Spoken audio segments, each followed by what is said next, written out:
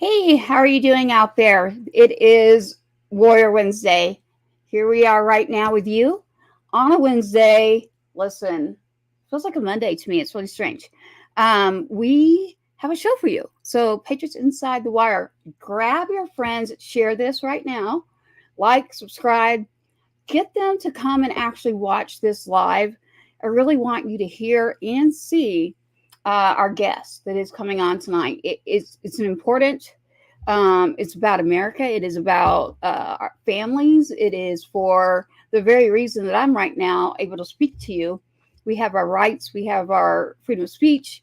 It is not only people that serve. You know that we're very, very dedicated. I'm having you share and like. That's why I'm waiting a moment. So please share. But we're going to go ahead and get started.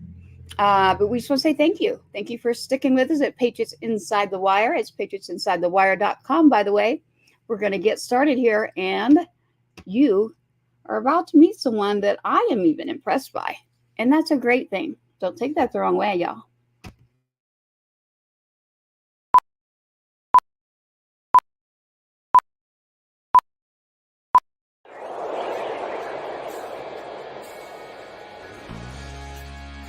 Giving a voice to the voiceless.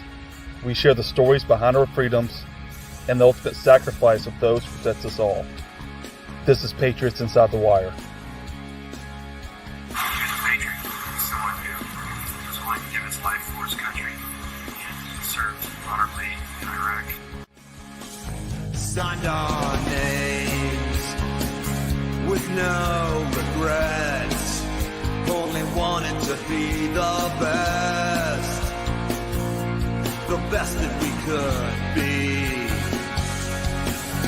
And we wanted this and nothing more than to be true down to the core. We thought we'd live forever, but when the full moon is bright and the wind blows just right, I can hear your voice on the wind. I should have left it. I came back on a perfect day, really.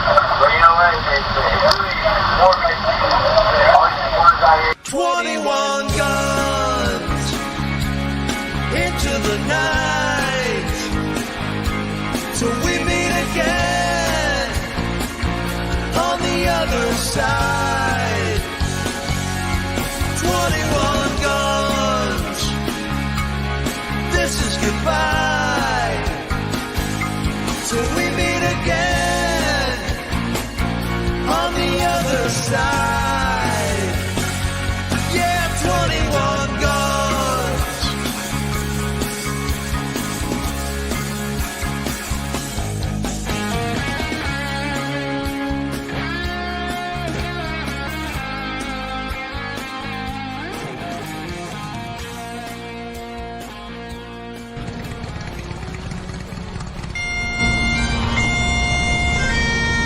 beautiful thing to see the family and friends come together and honor his life and his service to our country.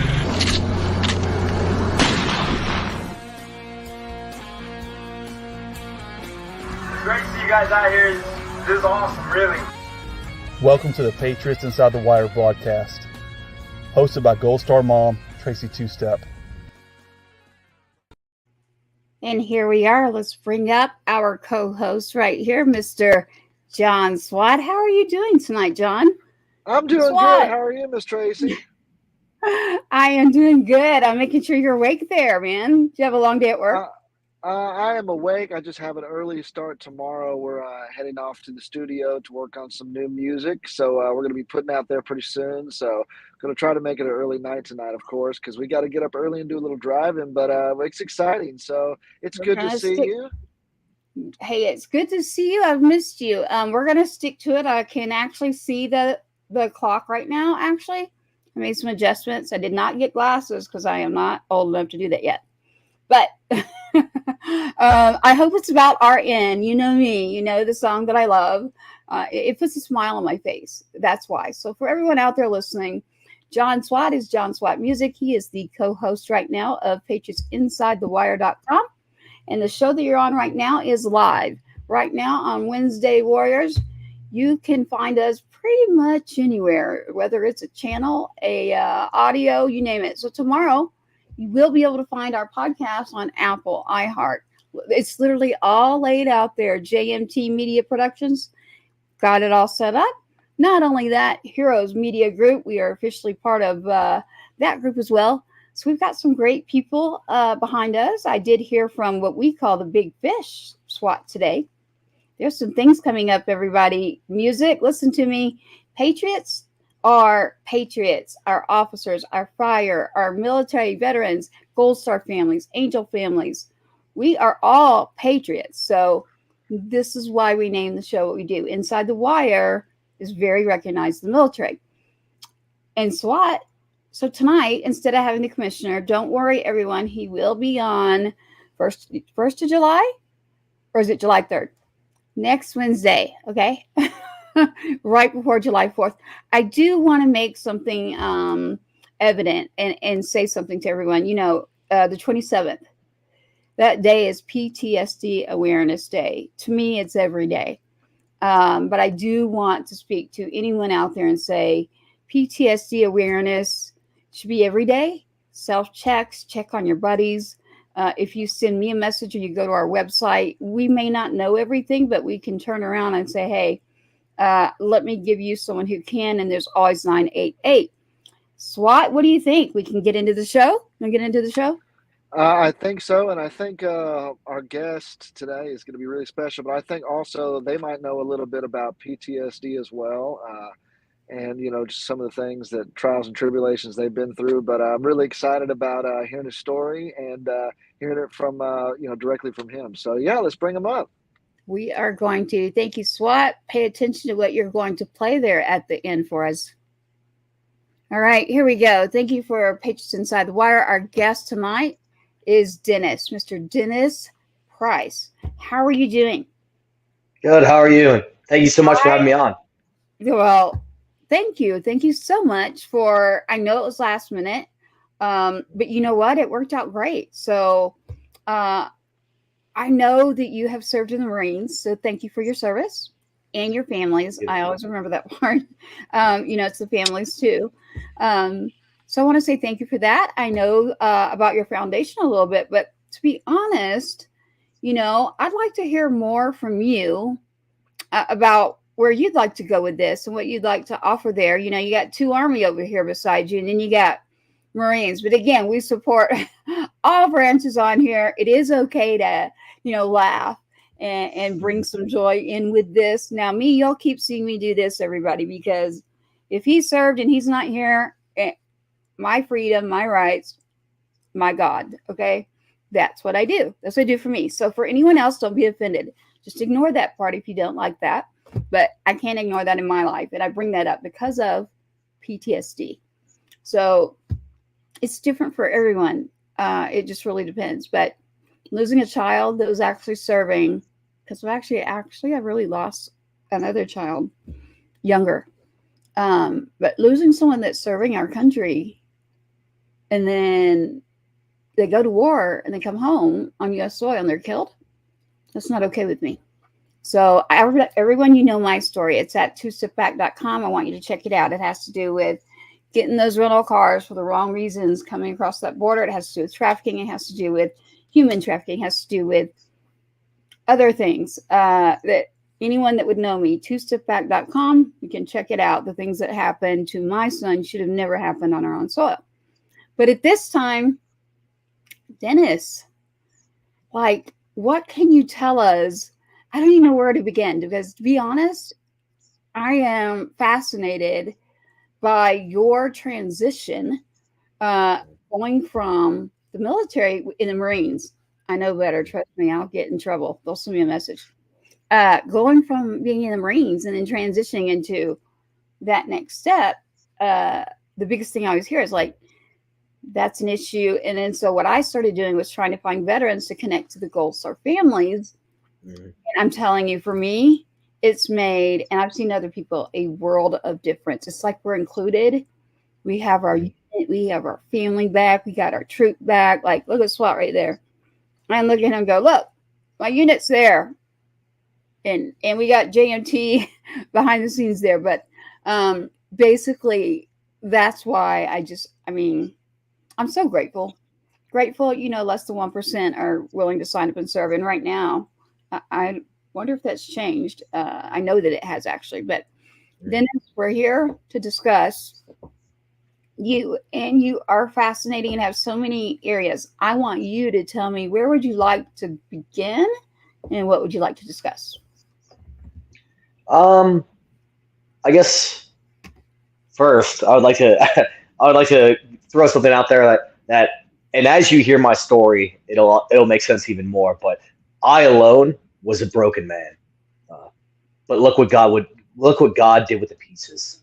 So I might have done a whole bunch of things in my life, but alone I did things that led me to pain, torment, anger, bitter rage, and that was before Christ. So I would like to first throw that up there, just because that's the hallmark of and the central focal point of my life. Well, you heard me in the beginning. I always say, you see me do this, and honor the fallen was on my arm. It's what got me where I am today. So even as a kid, so the different things I've been through in life. So again, anyone out there watching and listening, I am not telling you what your beliefs need to be. I am just saying what works for me. There's a lot of things that work for a lot of people. One of those other things is music. So our co-host, part owner in Patriots Inside the Wire, brings that in because Tracy's not singing right now. But we got a lot coming up as far as music. So for you, Dennis, as with your faith, is there something else too? Because you're very mission oriented. I bet you like to get involved, is what I think I see. Yeah. So background, and I'll share my testimony in a link over here so that you can either play it or we'll reference it in the when you guys launch it tomorrow. But so I served about 17 years in the Marine Corps in special operations, all through different special operations commands, and that to include the private sector. Like once I got out and transitioned to private military contracting as a sniper overseas, in total I did 13 deployments. And that's why I led that. When alone, I was a broken man, because when you do back to back deployments like that, it leads you down a long dark path, and the only people you really hurt is everyone who's around you. And it took me and my family down that path for a really long time until I came to Christ. So in my testimony, I cover it over it. I had, I was almost at the brink of it, contemplating suicide, and then, and pretty much had it up, what I say in my testimony, that I was convinced that there was no other way out. So all to say, and this is just me skipping over a lot, but once I fully committed my life to Christ, I got out of the military due to my fourth daughter was born with 2 rare diseases, got out and started contracting. And I felt the call to serve when I watched Kabul, Afghanistan fall on the news. And that's when me, Chad Robichaux, and a whole bunch of other people went across snuck into Tajikistan, swam across Afghanistan, and ultimately I was able to pull out 77 Americans who were trapped behind enemy lines, and special immigration visa interpreters who were vetted. And I was just really happy to be used by God and use that calling that He called me to do. And then I went on to do multiple things in other countries and still continue that calling. So when you say mission driven, the military and special operations really prepared me in good and bad ways. And then now I lead by faith and my belief in Christ and what He calls us all to do, and that is use our spiritual gifts and talents to serve the Lord and to be His hands and His feet in this world. Because we live in a fallen world. And a lot of people will say, how could you do this, God? How could you? No, it's like, no, we live in a fallen world. How could we let this happen? And he calls us to be his hands and his feet, and to use our spiritual gifts and gifts and talents of the Lord to serve others. And so that's why now, I stood up my own nonprofit after swimming across Afghanistan, saving those people. And that, to me, it was a life-changing event. I realized that after 17 years of pain and torment, my whole life goal, and God did not put me on this earth to wage war and to be his war vessel. It went from taking lives to saving lives, and it was just that 1 degree off, and that changed my life. And now, like just that 1 degree, that's what qualified me to swim across Afghanistan. Going to jump school, dive school, free fall, sniper, special forces sniper, all these special operations schools and selections and all this other stuff, to be that guy to go and dedicate those gifts and talents to the Lord, and to go help save others. And now, like what I say, like, this isn't the Dennis Price LLC, this isn't Dennis Price nonprofit. It's God uses us, and I'm using today's modern day stump to stand up and preach the gospel and evangelize and tell everyone that it's not just me. God is calling all of us to get up, take action of what's going on in your community, in your local village, and elsewhere, and do something about it. And that's what Scripture tells us. So, yes, you're very correct in that. I believe the same thoughts that you do. I like how you said that too. It is very true. From taking lives to saving lives, right there. That's a very powerful statement right there. And your calling. So your calling is what came to you after serving, and I'm sure being around, just from a lot of people wouldn't believe it, but I was very, very close to my son. He told me things that I doubt other people tell their mom. To experience it on my end, like running an organization from, is it 18 years ago? I don't know, or so, my first one. And it's when he's deciding he's going to go in the military. And I'm like, okay, where is everybody? Like, where's the groups? Where are the supporters? Like, where are they? I'm like, all right, well, his big thing was always, Mom, well, you do it anyway. Just go do it. I'm like, okay, yeah, you got a point. So that led me into different organizations. But your deployments, you mentioned that, back-to-back deployments. I did notice a difference after one deployment headed to the next. It was like, you okay, buddy? And he's like, yeah, I'm all right. I just, I got a lot to think about. And I said, yeah, I understand. But he was a fighter, thank goodness.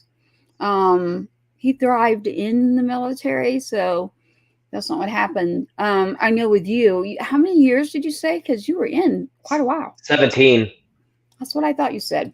Yeah. Wow. 17. So you almost got to 20, which is where, you would try to get, in order to retire. I hear that a lot. That's why I'm bringing that up. And then what happened is, I believe your calling. So I just love that part that, JMT is a production behind us with Heroes Media Group. And what we were looking into, the biggest things that stand out to me are family, service, God, like for me and for you. And I was looking that up. So, and I know for you too, Swat. So I can't speak for anyone else again, but aside from, I'm being careful here because I never want to get into anyone's story that, they don't want to get into, and for other reasons. So I know that you do a lot out there in regards to your organization and others that you have working on things. Are we allowed to say where you're located? Yeah, I'll go over that. So, for Heroes for Many, we're under a reconstruction right now because we did a lot. And even though those are all of our tasks under it, we basically formed it to narrow it down for our focus, for donors, to people who want to know more about us. So we are three things. We have found ourselves on three pillars, and just like pillars, there's no specific order. None weighs up more than the other, but those pillars are Precision Personnel Rescues. So when I founded this and when I gave my life to Christ and fully submitted my life to Christ, I swam across Afghanistan to save lives and do precision personnel rescues. I knew that this person was here at this location. I confirmed it there. I went and got that guy. I went and got this person and their family. I went and got them. And then I went over to Ukraine when the initial invasion happened. I did 4 tours, and until the first 9 months, until actual American support went out and all this other stuff. So I was like, okay, well, it's time for me to go. You guys don't need my help anymore. So I went and did a lot of stuff over there. And then I took it back over to America, and I was like, I heard about how bad human trafficking is, and I was I was blinded horribly because of how grotesque it was. That my whole life I just had my ears shut, and anytime my wife or anyone would mention it, I was just like, I don't want to hear it. Don't even bring that around my presence. I couldn't even stomach it. Like, just why are you even watching that stuff or movies or anything? And it just found me, so after doing what I do, I then our pillar of personnel precision rescues, we don't go in and do counter trafficking, but going and doing rescues for children, that does fall under personnel precision rescues. So I linked up with a whole bunch of different nonprofits, and I started doing. We already did global operations, but I started working within the United States with law enforcement, doing things all of the proper legal way, and by the book, I's dotted, T's crossed, and everything. That's the biggest thing I can tell you, because otherwise you will immediately find yourself in jail for human trafficking or anything of doing that. So I started taking all my skills to doing the precision personnel rescues in the counter trafficking realm, rescuing kids, and we still are global. We're in 6 different countries all this year, and now our second pillar is humanitarian and medical aid. My heart is to serve, and as I start doing more and more of this work, it basically, we came down to our motto, which is, so our company motto for Heroes for Many is, in order for evil to prevail, good men must stand by and do nothing. And I told my wife that before I went to Afghanistan to go for the fall of Kabul, when I had to leave her with 4 children, and I left her to go save people I had never met in my life. I dedicated my life to fighting for, and who we left as Americans, we left in our own behind. So I told her, in order for evil to prevail, good men must stand by and do nothing. And I felt the call to serve, and I followed the Lord, and he's taken me down this path. And then our slogan for Heroes for Many is ultimately to free the oppressed so that others may live. So we do humanitarian work all over the globe, and not just the globe, inside the United States. Houston, like we all know, because we're from there, we all just got hit by those floods. Well, Heroes for Many went down there and covered all those floods. Tallahassee got hit by tornadoes like a month and a half ago. We sent volunteers there. We covered down on Kentucky floods like a year ago when they tormented that place. We covered down on tornadoes that hit in Louisiana like 2 years ago or a year and a half ago. Everywhere that there's a voice of the needing, we will be there to provide humanitarian assistance and medical aid. And those are 2 of the pillars, and it flows directly into the third one. And I tried so long to withhold it, kind of like what you said. Hey, these are my beliefs and everything like that. But the secret sauce is God, man. And our third pillar is evangelizing, because God tells us to go out and be fishers of men, and he tells us to go, and that is our duty and responsibility. And when I tell people who want to volunteer with me, I'm like, hey, I'm going to evangelize wherever I go. If you're not a believer in all that stuff, that's cool on you. I hope that one day that changes. However, we're going to do amazing things in the world, and we're going to do it in the name of the Lord. So, and that's cool. If you want to be a part and still do something amazing, well, it still is the right thing to do, and no one can argue that. So those are our 3 pillars: personnel precision rescues, humanitarian medical aid, and evangelizing. And I use all my skills and and all my skills that I've learned and expertise in 17 years of special operations in the Marine Corps and joint special operations and contracting and everything I've done to go out and apply that for, instead of, like I said, going from taking lives to saving lives, using that same skills that we hunted terrorists, located them, and was like, the terrorist is right here, let's eliminate him. Now take that same principle and be like, this missing child is right here, and locate them and go and do a massive operation just like we did in the military. Instead of taking someone out, we're going to go out and conduct a precision personnel rescue. Wow. That is a lot, and that is beautiful. For the listeners out there, I have talked quite a bit. I have talked quite a bit in regards to me and the way that I believe. Thank you. I do have to say thank you so much. I see that you're here, Jeremy, present. Thank you so much. And I see that she says a beautiful testimony there to you and Dennis. And then we have Jeremy. You are, he made just over 9.5 before he had to get medically retired. Thank you so much for joining us here at the show tonight. I do not have more light in here, but I see that comment. But I care more about what Dennis is going to say rather than what I'm going to look like. Or maybe you meant Dennis, I'm not sure. But we are just grateful that you're here. And yeah, I understand, Jeremy. Yeah, I hate that. Look, you're in my prayers. That's what I can do right there about that.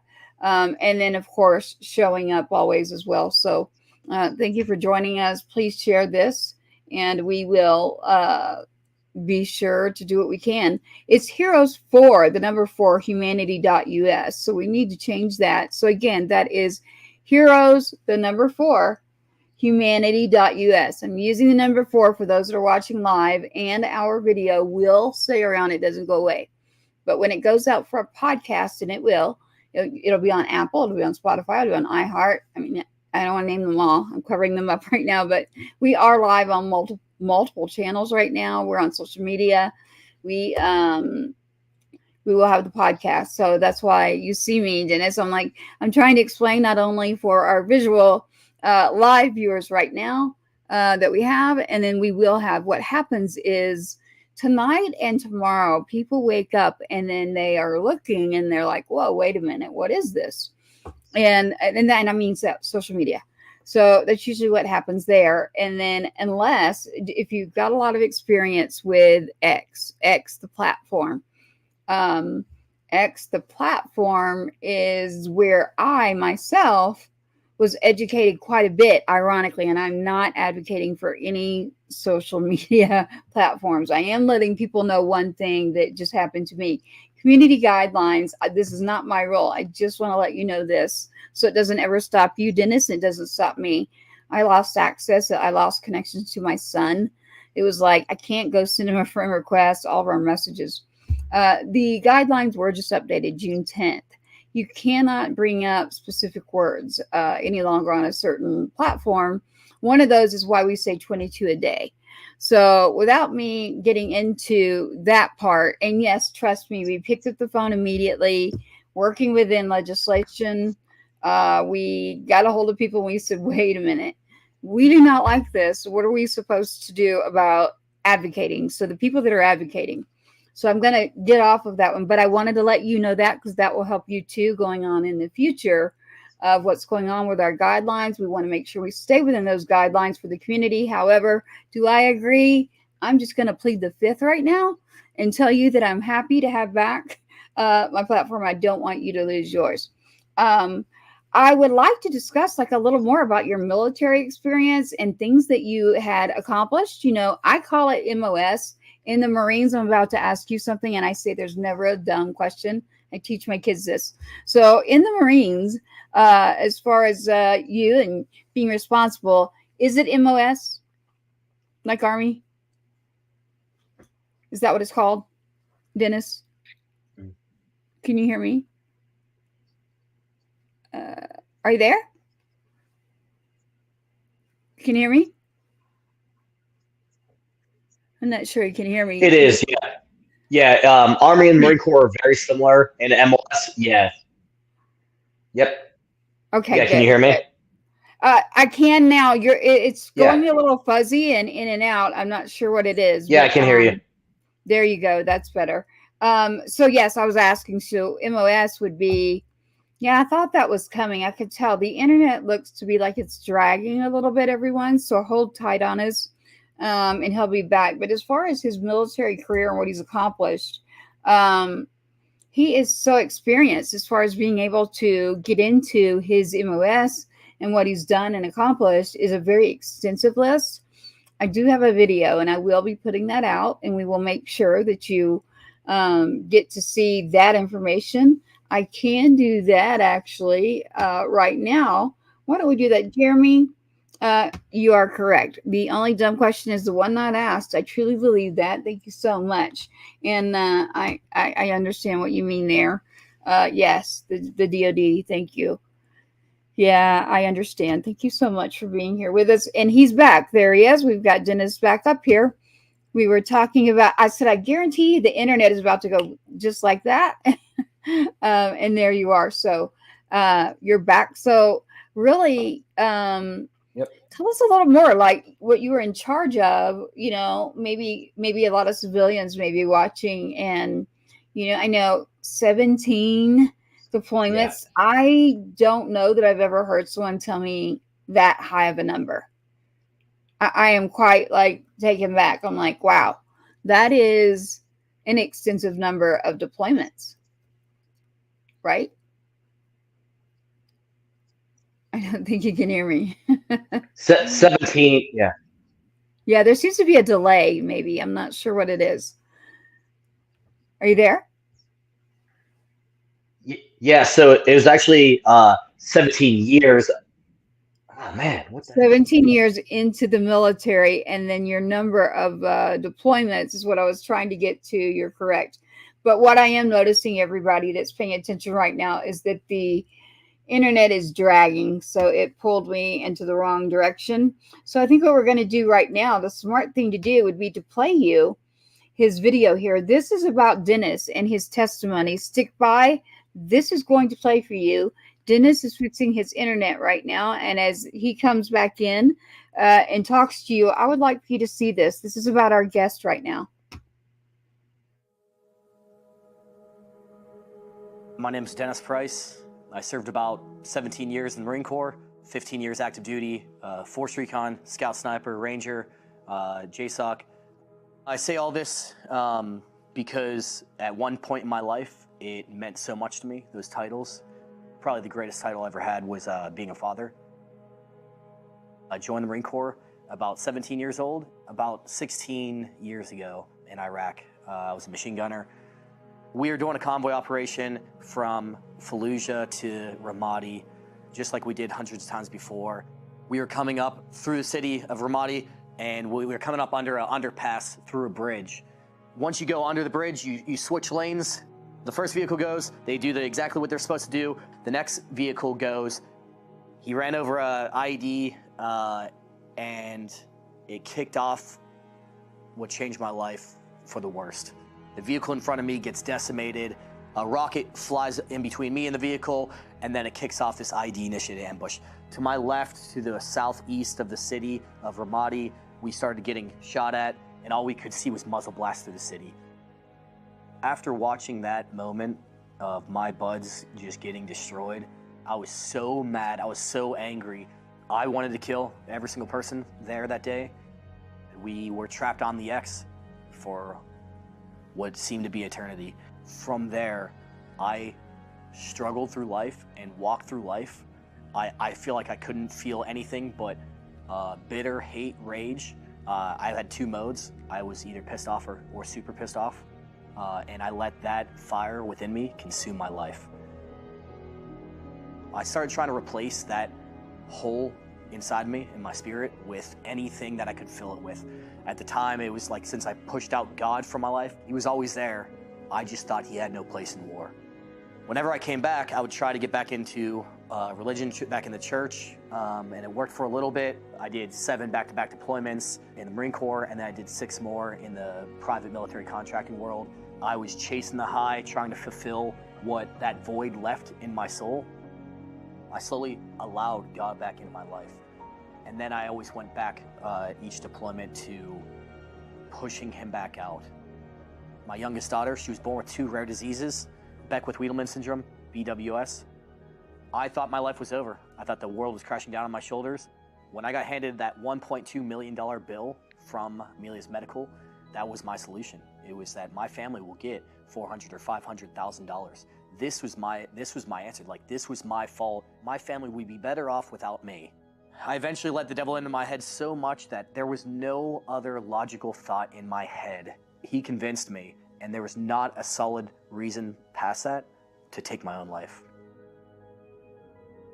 At this point, I was in my basement working out and biking for like an hour. I eventually picked up the phone after a couple hours, and I called one of my close buds and friends. In my head, I was like, this is not a false promise. Like, I can't think of one solid reason not to blow my brains out right now.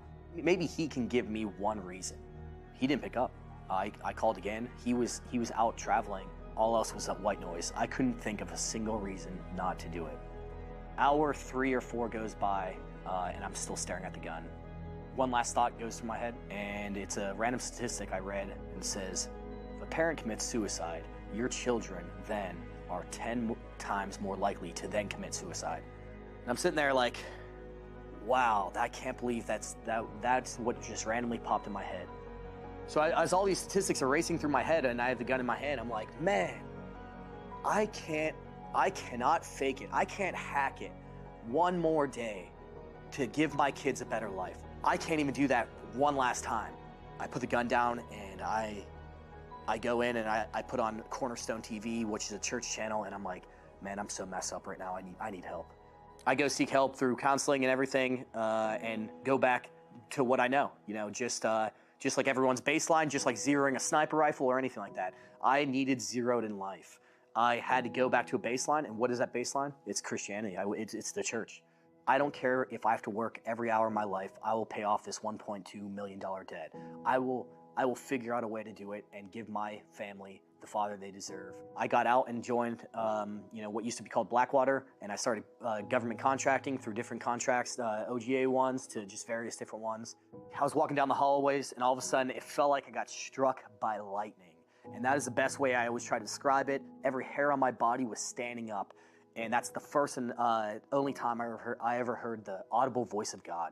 And he says, you have to go save them. I was like, what? What's going on? And I go down the hall, I turn on the TV, and I see Afghanistan, Kabul, all about to fall. And this is before it fell. My rebuttal was, what can I do? And the next response was, anything. Within one day, I had a family who had 6 children. I got given a family, I got given a mission, I got given a timeline saying in 6 days, their oldest daughter, who's 14, and their youngest, and their second daughter, who's 11, are gonna be raped and sold off to the Taliban. And with God's power and everything like that, within 24 hours, I owned a 50-acre compound in Alaska. 24 hours after that, I had a 6-man joint special operations team. 24 hours after that, I had a plane, and I had access to go in Afghanistan. On the 5th day, we rescued his family out of Afghanistan. That changed my life.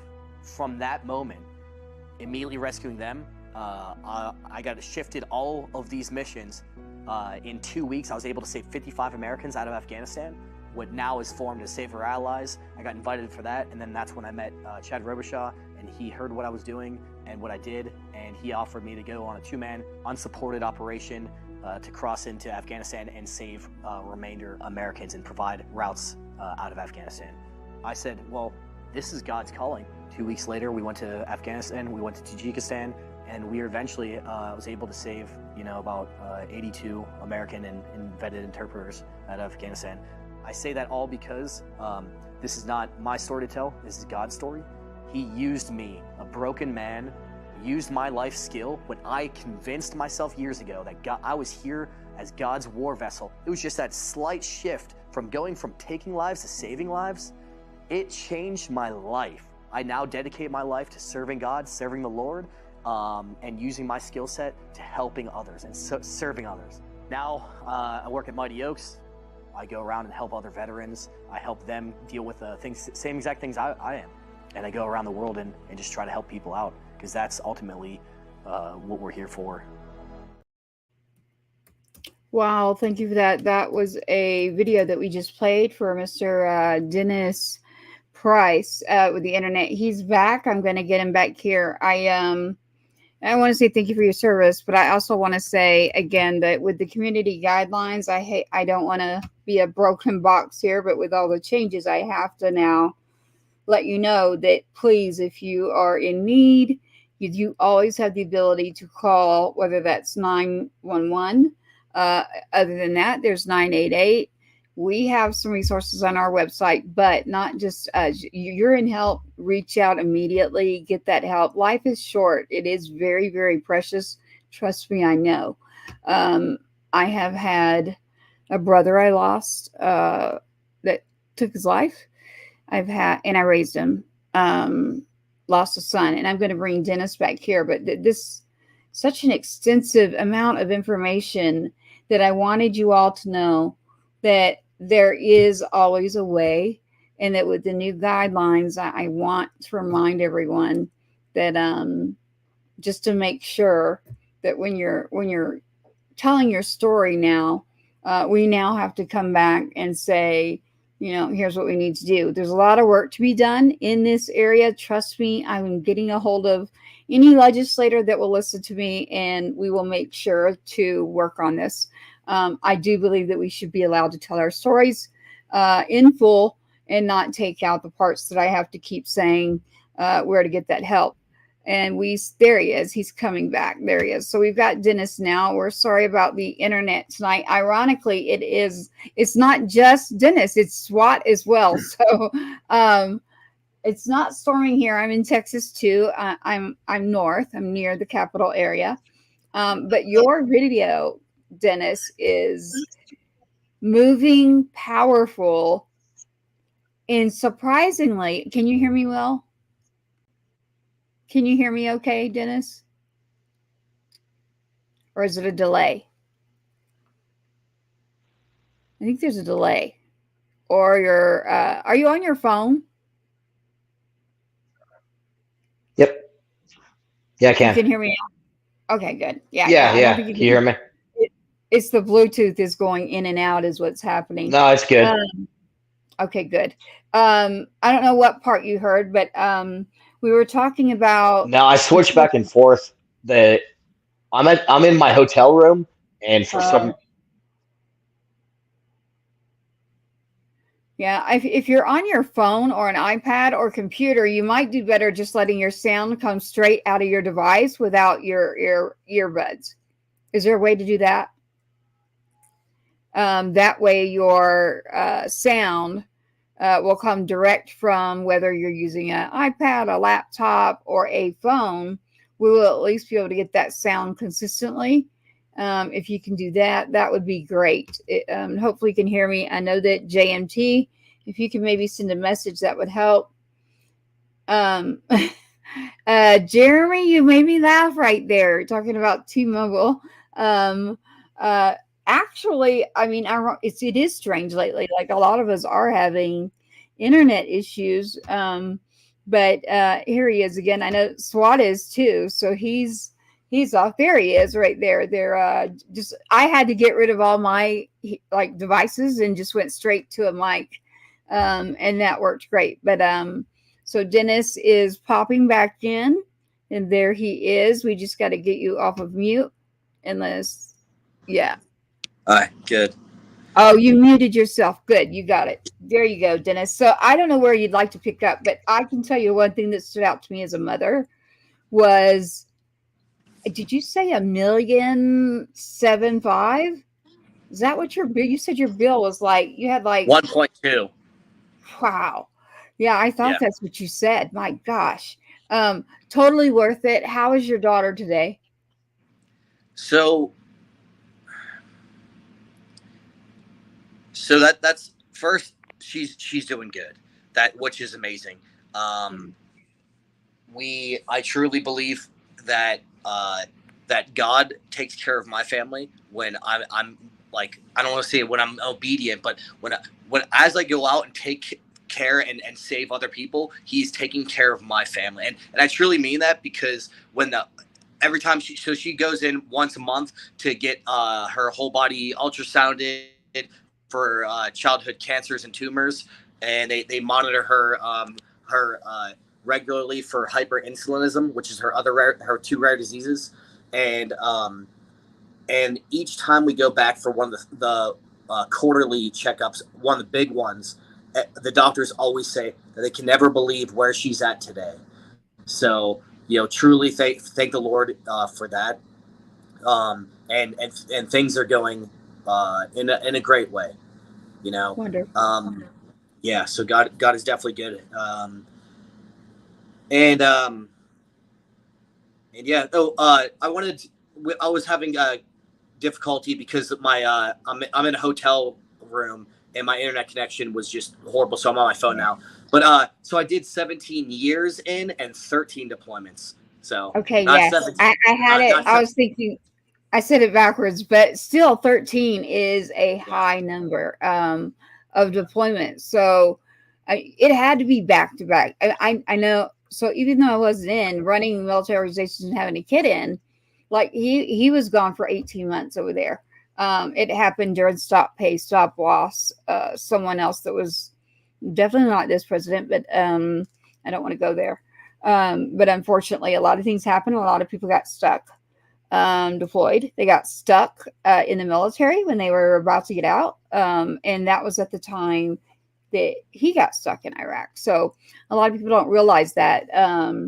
Boy, the power behind what can happen to an individual, even deployed, is needed by all of us back home. So rallying a lot of people back home was actually needed. And you really think to yourself, there's no way a mother or anyone else, you can't do anything. It's the military. Trust me, you can. You can literally go, talk, speak. Trust me, I've done it and some things have worked. And even if they don't, I go back and I find another way. So when people look at me like, did you really go do that? And I'm like, yeah, I did. You can actually set new policies. You can blacklist certain areas. So I want people to hear this in regards to when you're serving. Can I go into an Army office and call a whole board meeting? Yes, I did. I'm that kind of person as far as a mom. I'm like, no, you're not going to allow this to happen. Here's what we're going to talk about. And we're going to make some changes. So a lot of people will be hesitant to come on this show because this show, hesitant is a strong word, but when you start talking about legislation or you start talking about subjects, you and I have one subject in common, and that is about the trafficking. I'm going to say it. So community guidelines, know what you tell me, but we're talking about positive things and ways to correct things. So when you speak about it in a positive way, it means making changes and having to do some things and make decisions that mean I may be gone as well. They're different, totally different from what you do. But I had to make a decision. Am I going to lay there and cry?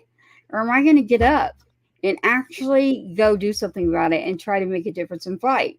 Well, since I was born, I never got that choice. Like I wasn't the one that was born where it was like, oh, I can just lay on my bed and lay down. It was never like that for me. So thank goodness I was already, no one's ever prepared for this, but I didn't care. Like someone says no, there's never anything wrong with going and speaking and trying to get a resolution. And if you can't get one there, then you form organizations and you go to those people that can help you. First thing I have to do is go like this. And when I do that, I'm not only doing it because of my faith, I'm doing it because of my son.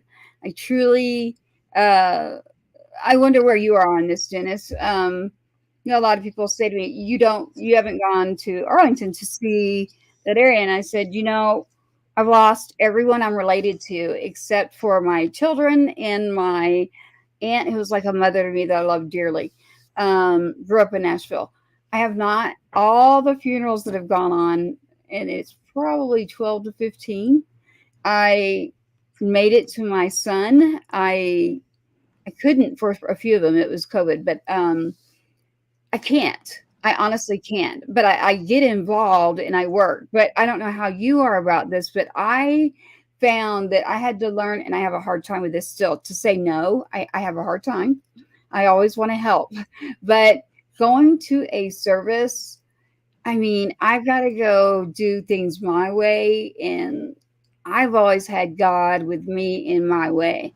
So that's what works for me. I don't know about you, but I mean, I've even had someone say to me, they're like, in more than one, you don't go? And I'm like, no, I, I don't know how to explain it. It's just something I can't do. I have to keep myself and my mental clarity at an area where it is my back is being watched. We are all going to be okay if we just step up and we can start making things happen for everybody, for one another in this country as well. So as you stepped up, not only you have four beautiful daughters and you have is it your youngest daughter? It is your youngest daughter, correct? Yeah, I have 3 daughters and 1 son, and my youngest one, Amelia, is the one who has the 2 rare diseases. Yeah. Right. I'm going to add her to my prayer list, Amelia. Thank you. So you do have a son. I missed that part. Yeah. Yeah, nice. But your MOS in the military, I bet, is what probably trained you. Your MOS, what was that again? Yeah, so I came up as a recon marine in the force recon community as a scout sniper. So 0321, 0326, 0317, all those are. And then I went over. Now I'm over at MARSOC in the 1st Reserve Unit that we just stood up. I'm one of the plank holders over there. We just stood that up like 4 months ago, like 5 of us. And and then I went over to JSOC for a little while and was a special operator on the Marine Corps side as a representative over there. And then so wow, my background definitely it formed me and gathered me skills that that perfectly fit what I do at Heroes for Humanity and how I teach others and what I do for others and how I do rescue operations to planning a big just a humanitarian operation, the logistics, the planning, the coordination, to the skills required, the knowledge required, the technology to do it, the diplomacy, and then pretty much all of that, and then to include like the 17 years of doing it, because I've done it in so many different countries. I think I've been in 36 countries to date right now. I'm hopefully going to hit 40 by the end of this year, but yeah. Wow. So for everyone that's out there listening, if you're a civilian or not, if not, you understand it. I know that world because not only was it two-step, and that is my son's name that he goes by, and well, let's leave it there. So Sergeant Two-Step, and then his best buddy, Pierce, will go there. Marines then decided, you know what, I'm not done, jumps in the Army. So best buddies comes home for R&R July 4th. And then he's like, hey, Mom, can so-and-so come stay at our house on R&R? And I'm like, sure. You know, I didn't ask questions. But I got to learn quite a lot very, very fast about what happens when there's deployments on both sides. Not only for the family, but again, you know, you're talking about single young men and a female that went in, and they're not even old enough to drink. They're like 19 years old, deploying, and I'm like, yeah, definitely they can. They can come stay here or whatever they need. And to this day, I've had the 2 that will come. Nobody's left in Texas, but there's 2 that will pop in and out or just check in.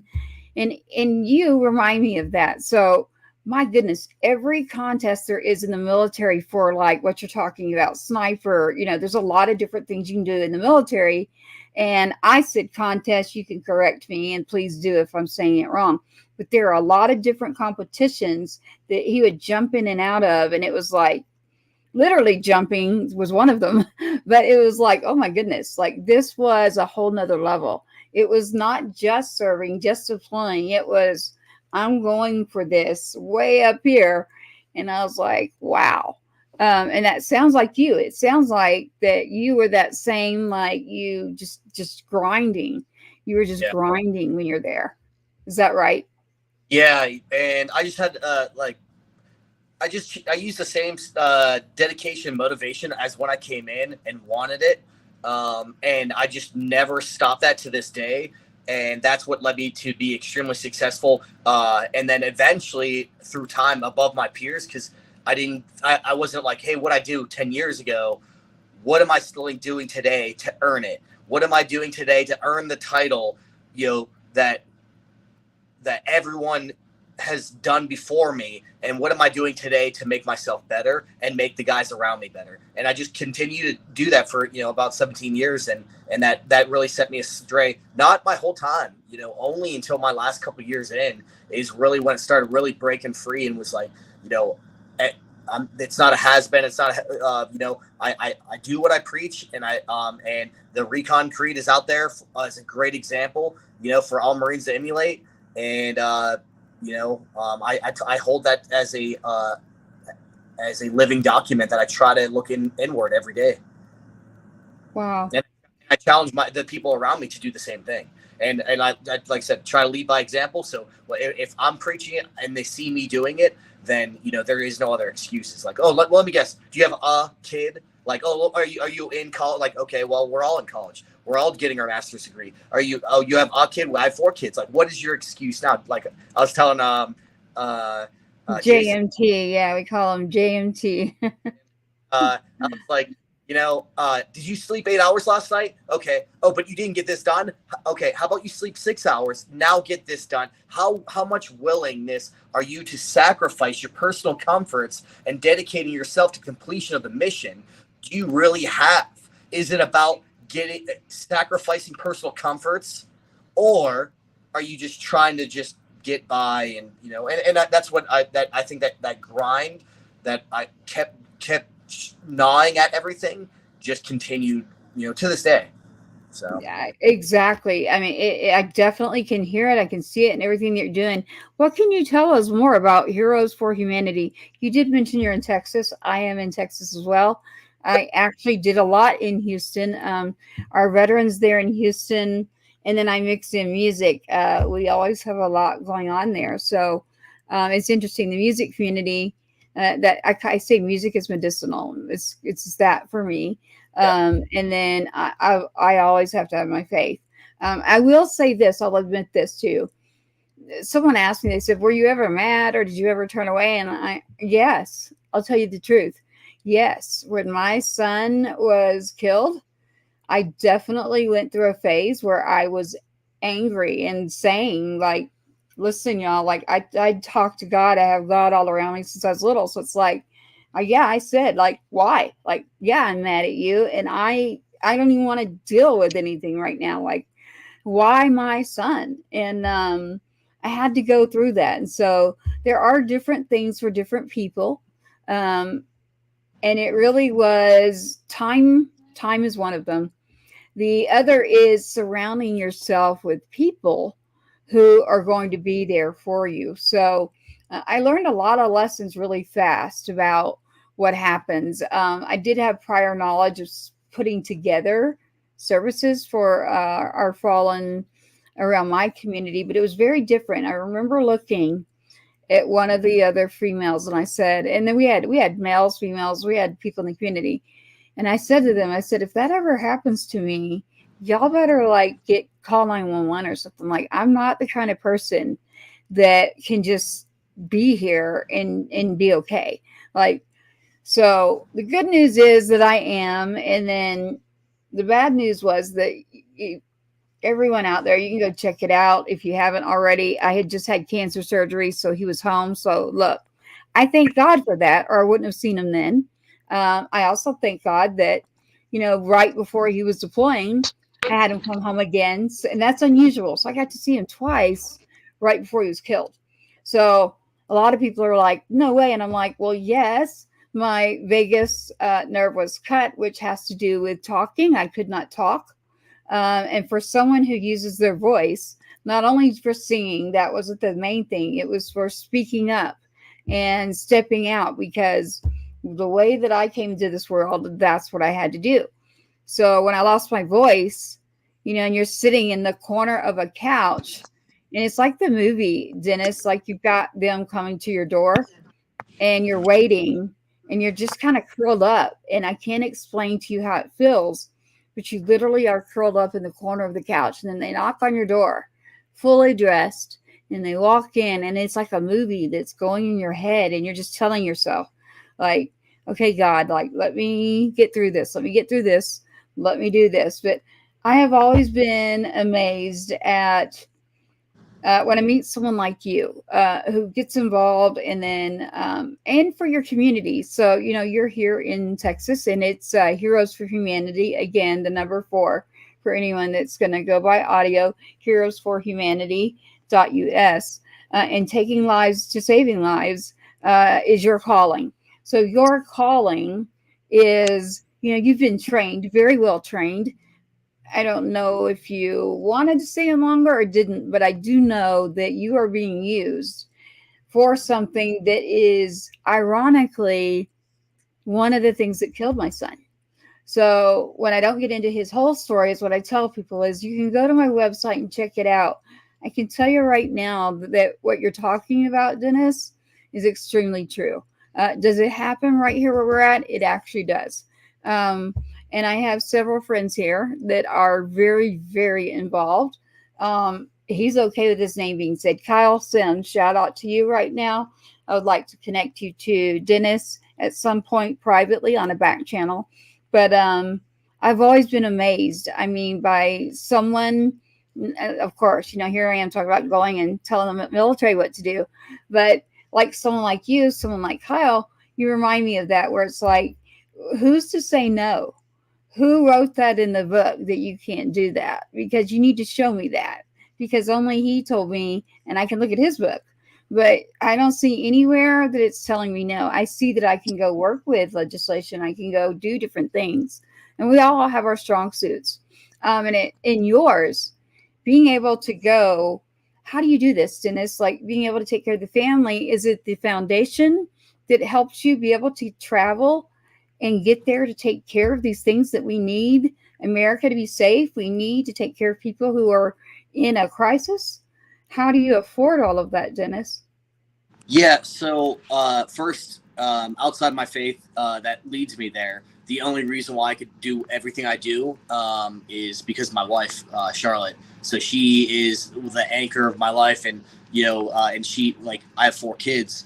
We have 4 kids, and she provides a stable home. She sacrifices so much because she knows this is my calling, and that I'm doing the Lord's work, and that while I'm home, we live a great, wonderful life together. And everyone has their ups and downs, but she's my stanchion, and we have an amazing family, and so we've been really, really blessed by that.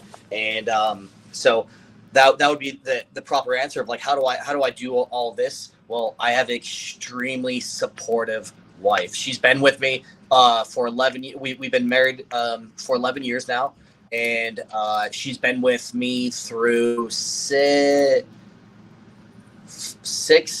five Marine Corps deployments, and what is that? I don't know, 7 to 9 deployments total in the private sector. And so she's been with me through thick and thin. And then when you ask, how do I fund this?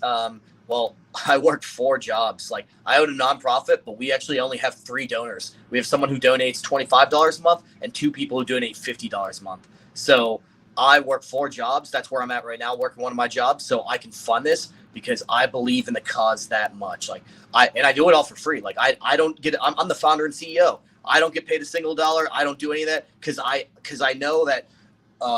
Like, one of the things I always tell people is, like, because I want you to lead with your heart, not your wallet.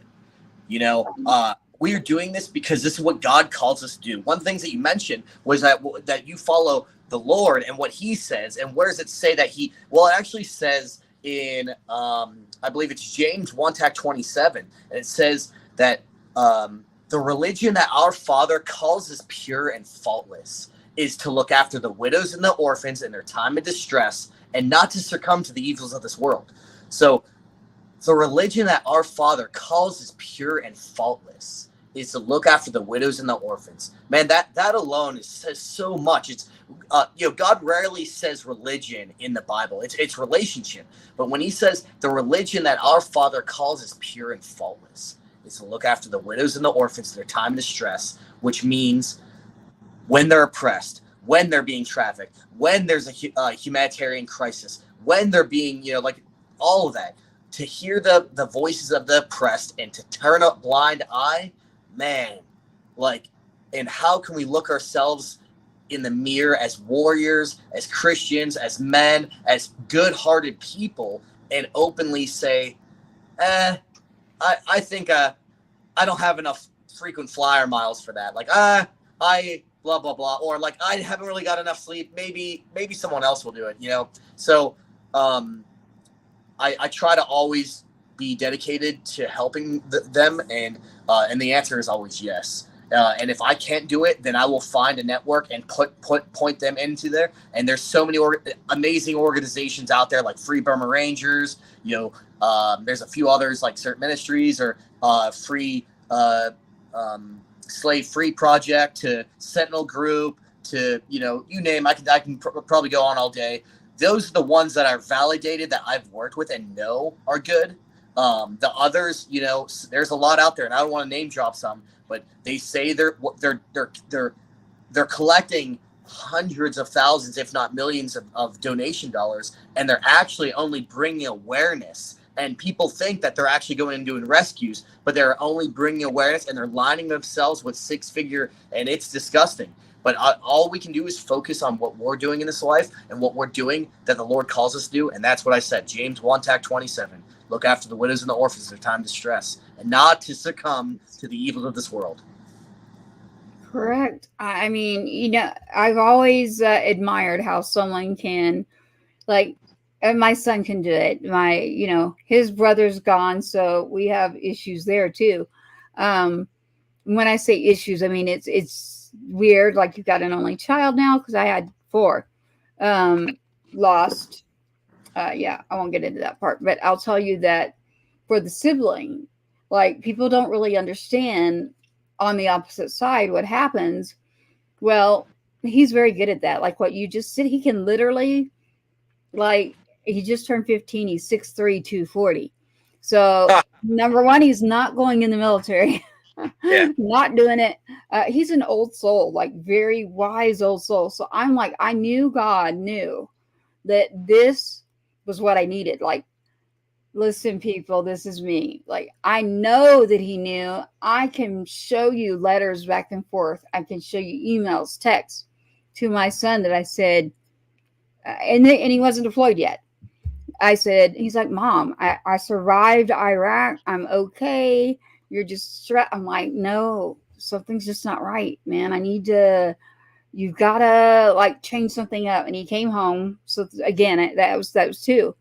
Very rare. But I know the last thing, and I looked at him and I said, some things you needed to do. And I was just like, you know, I cannot shake this.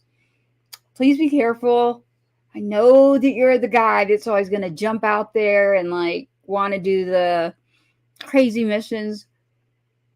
There for your brothers and sisters in arms, and you should be. But I said, I just can't shake this. Like, something's up, Adam. I just don't know what to say. And then I sent him a message, and I said, Adam, I'm about to lose you, literally. And if it's not you, it's your little brother. I said, but it's not your little brother. And I said, and it's not going to be when you get on that. He was leaving to go get on and leave for Afghanistan. He's like, Mom, I'm literally coming out of the gates. Like, within hours, we're deploying. I said, please, just trust me on this and listen to what I'm trying to tell you. I don't know all the information, but I need you to know that I love you. I need you to know that I want to pray with you. I need you to know that as a mom, I know that you feel like I might be overreacting, but I know that something's wrong. And yes, within probably 12 hours later, he was killed. And I would have never had him home twice before that if I hadn't had such a force. It was a force. Like, it wouldn't go away. And so when people hear this, they're always like, I'm like, well, I can show you the messages if you don't believe me. But this has happened on multiple occasions with me. I heard that from you. I heard that you literally had the calling.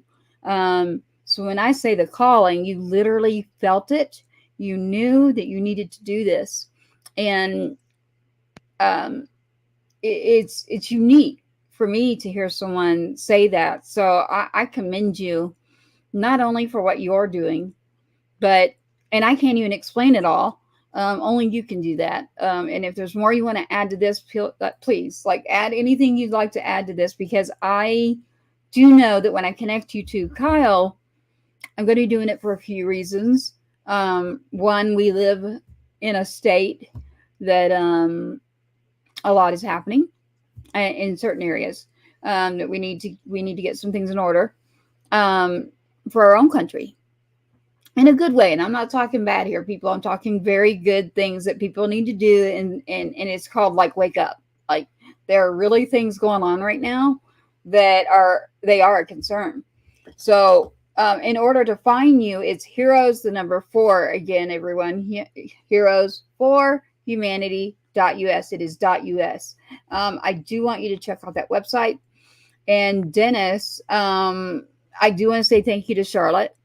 And I'm going to add Amelia to my prayer list, and your whole family. I mean, what you said is so true. I have, not just me, Gold Star Family Foundation, and then we have Fallen Heroes National and Patriots Inside the Wire. Those are all not just military. Now, this is for crisis. This is for, I have to speak about trafficking, because that is what happened with my child. So the collision, literally, that happened to him was because of this gap where there is no law in our own United States. And I've had people look at me and say, well, we just assumed. And you'd be surprised on who has said this to me. And I said, look, I'm not going to lie to you. I did too. When I gave my license to rent cars, I thought they were running it or something. They don't. They charge you. They keep the money. But guess what they're doing in these cars? And I started going around, and I had it federal. But unfortunately, things happened with that administration, and I got stopped. And here in Texas, we almost got it passed, but we had to get the Border Patrol Association. We had to get people like you. We had to get, our different officers of the, oh my goodness. We had to pull together so many people to come in. And when they told me the statistics, which I've been working on this, and then they said, Tracy, you can't use the word border. And I'm like, what? And they're like, you can't use it. Yeah, it was during legislation in session. And I said, okay, we got an issue here, because I also have a Border Patrol agent. This goes to Javier Vega Jr. His name is down there on the port too. He was a Marine, and always a Marine, but then decided to become a Border Patrol agent. He was shot and killed twice in front of his whole family. His father was shot as well. They came to visit him. He was up at work.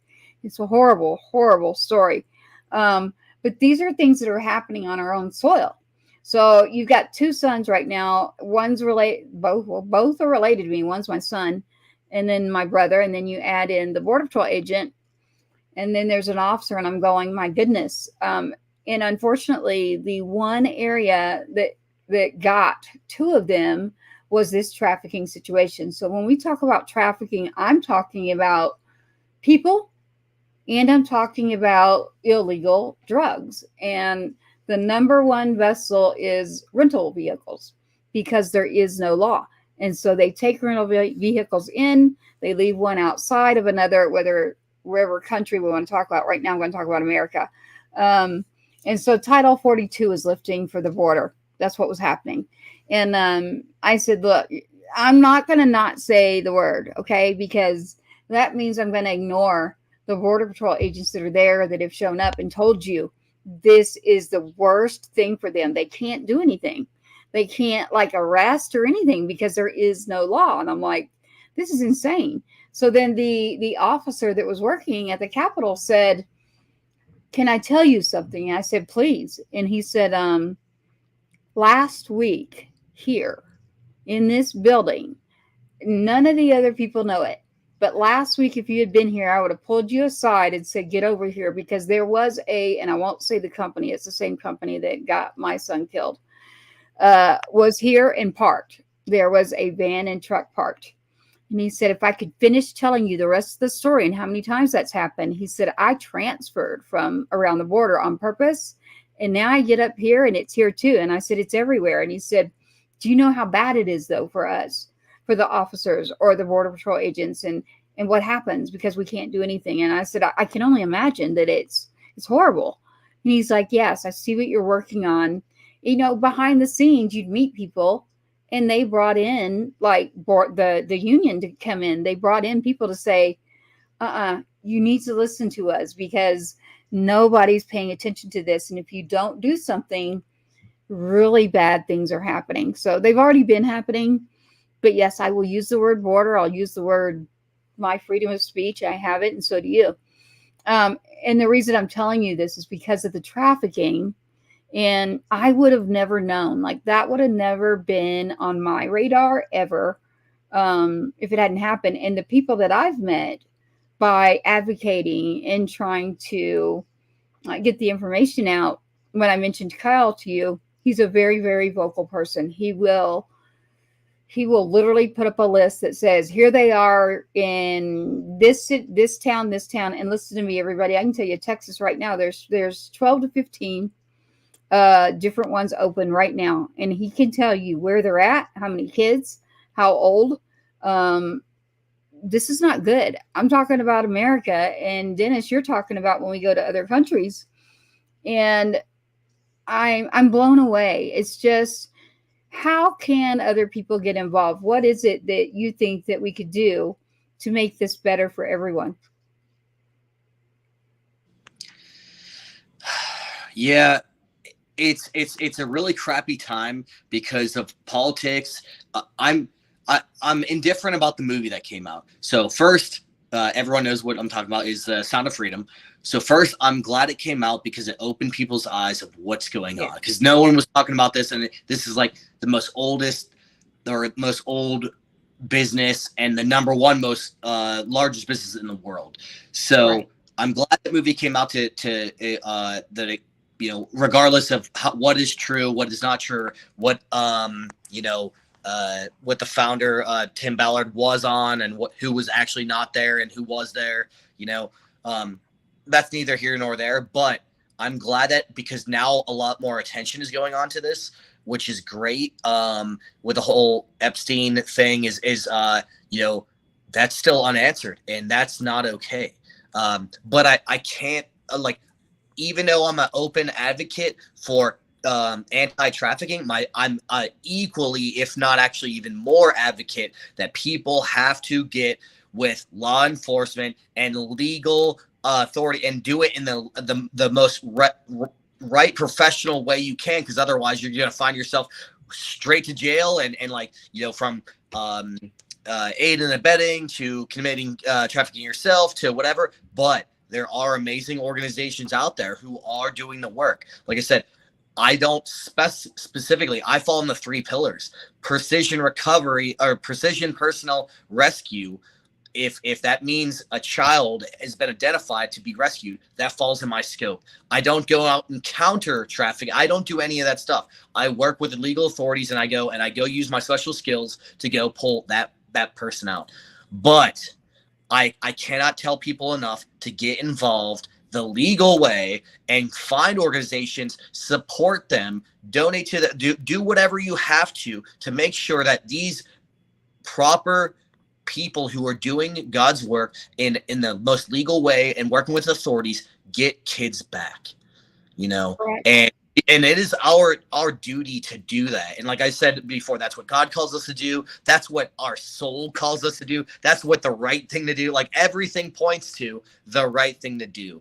And we cannot turn a blind eye to it anymore, because ultimately, if we know this is action, like what I always say when I go out and speak, I say, now the burden of information is on you. What do you choose to do with this information that I just told you, that my organization, this organization, Free Burma Rangers, to certain ministries, Slave Free Project, Sentinel Group, whoever it is out there who are doing amazing things, what are you doing about it? Are you helping support them? Are you getting involved with them? Are you sharing their content with them? What are you doing to do something? Because otherwise, now it's a problem. And if you're not doing anything about it, you are just being complicit. And that is why our world is so messed up. I totally agree. And so when I mentioned Kyle, because I am allowed to mention his name, he does that. So he will work with, different police departments, and he gets his information. That is, you're correct. He literally will go, and he goes about it the right way. Now he holds his PI license. So I won't get into too much about him, except to tell you that I will connect the two of you. But just talking to him and working on different campaigns only because I needed, not just for me, I don't want another family. I don't want another parent. I don't want another person to feel what it's like to lose a child.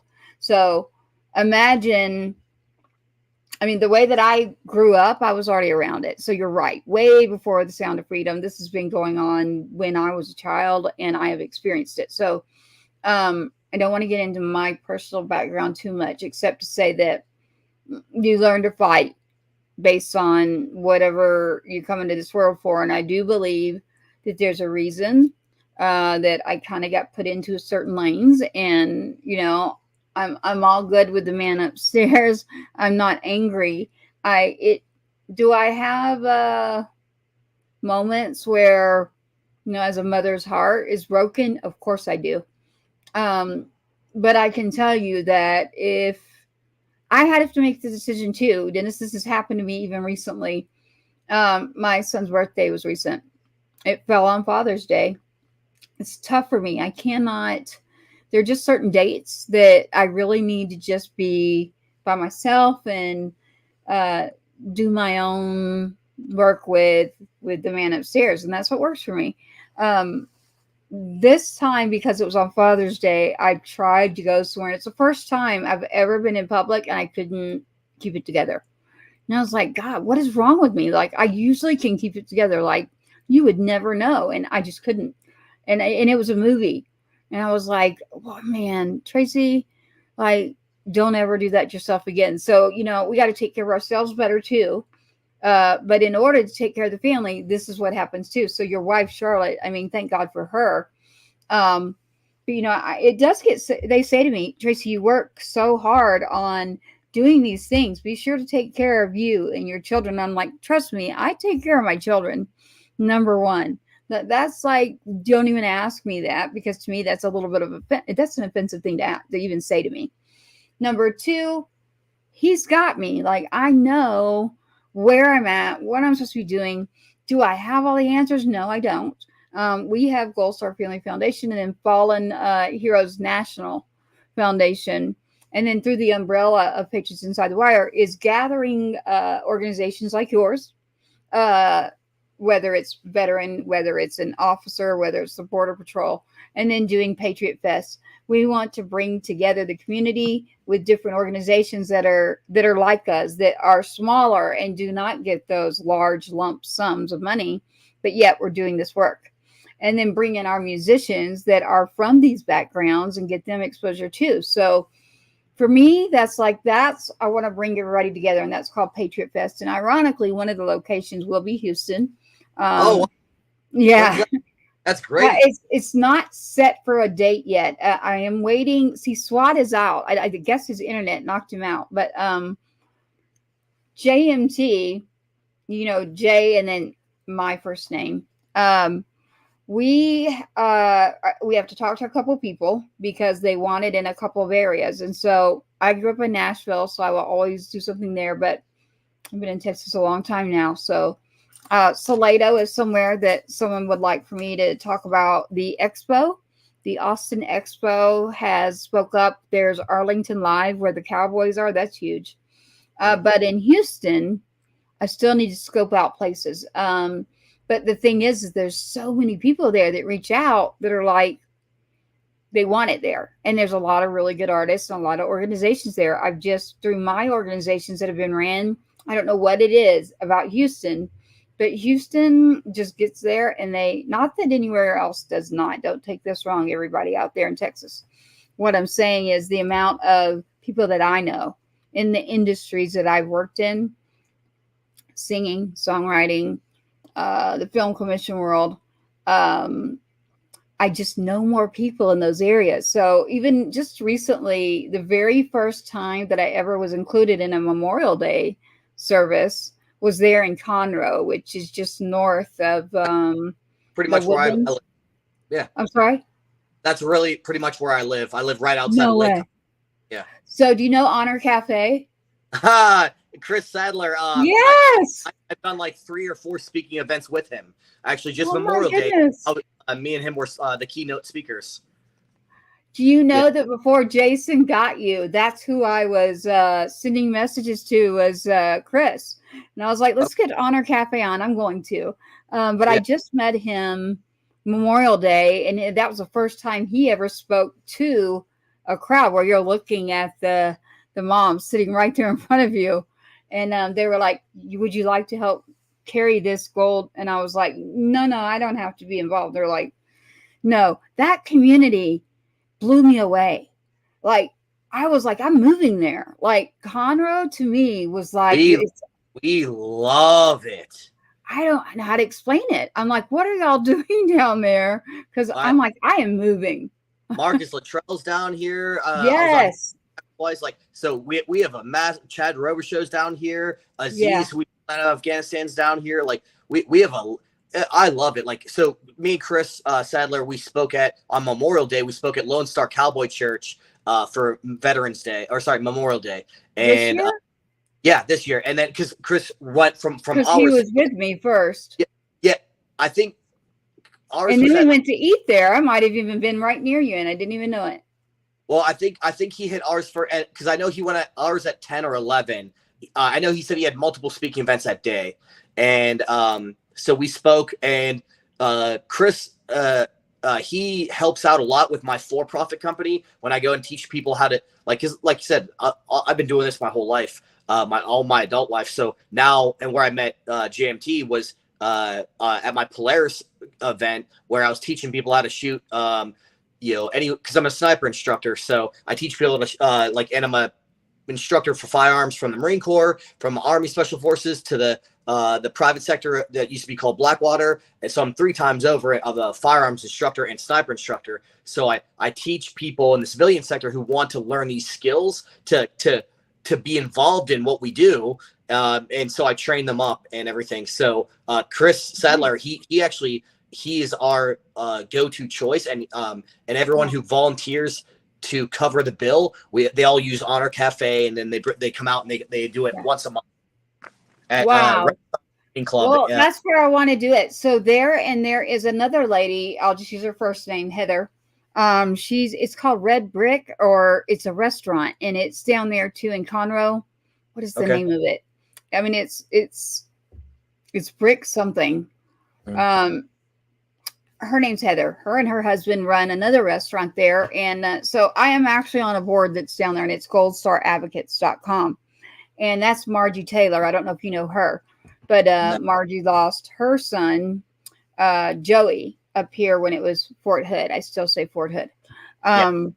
But yes, when I got to meet Chris, I kept sunglasses on, and he did too. So later they came to me and they said, this individual said, did you keep sunglasses on for a reason? And if you look at pictures of my son or me, and I said, yeah, I did. And I said, I also wear war paint because I hate makeup, but I put it on for this, and I put it on for things. And it's so that I don't cry, or I tell myself it's like, it's always like war paint for me.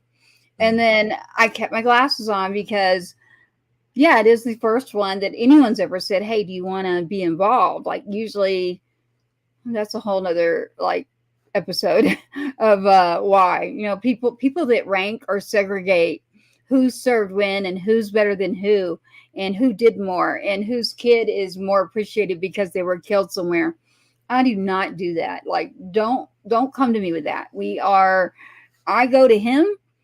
No other human is going to come to me and say that my child is or isn't something when he has done nothing but fight for our freedom. So when I went there, I was like, oh my goodness, this town, I felt like I stepped into a whole nother world. I was like between Chris. And so what it was is he kept his sunglasses on for the same reason, to keep yourself hold back, because he mentioned that was the first time at a Memorial Day event that what we did at a cemetery. And remember, I had not stepped back in. So I was like myself, like kind of like, okay, you can do this, Tracy. So I kept my glasses on too, and he had his on, and I got to meet him and his wife later, and I got to see the pictures, and I was like, wait, I know where I want to do it. I know where I want to go and do Patriot Fest. That's it right there. So I'm in touch with there's Chris, there's Margie, there's several people I've got an appointment with tomorrow. There's a lot in our area because I just randomly linked up to one who I served with, her ex-husband, who made her a Gold Star member, and her daughter, and she lives in the Woodlands. And same thing what you said in the beginning, like we got into contact only through social media, and I found out that she lives in the local area, and I went to dive school with for combat dive school with her husband, or her ex-husband, and her child's father, you know, and now like they're big supporters of us. And then Robert Mendoza, he's a Gold Star in my family. His son was a parachute rigger attached to Force Recon, and we're actually in the next couple of weeks we're doing a ceremonial jump with him, the father, because his son was a skydiver and a military free faller, and that guy's sister. So Robert and his daughter, and we're going to get a whole bunch of operators together, and we're going to go all and do a Gold Star family jump. And that'll be like, that's so cool. Yeah, it'll be through in Houston. So please, by all means, like, you are invited. Like, we haven't set a date yet, but I'm back for 3 weeks until I leave again.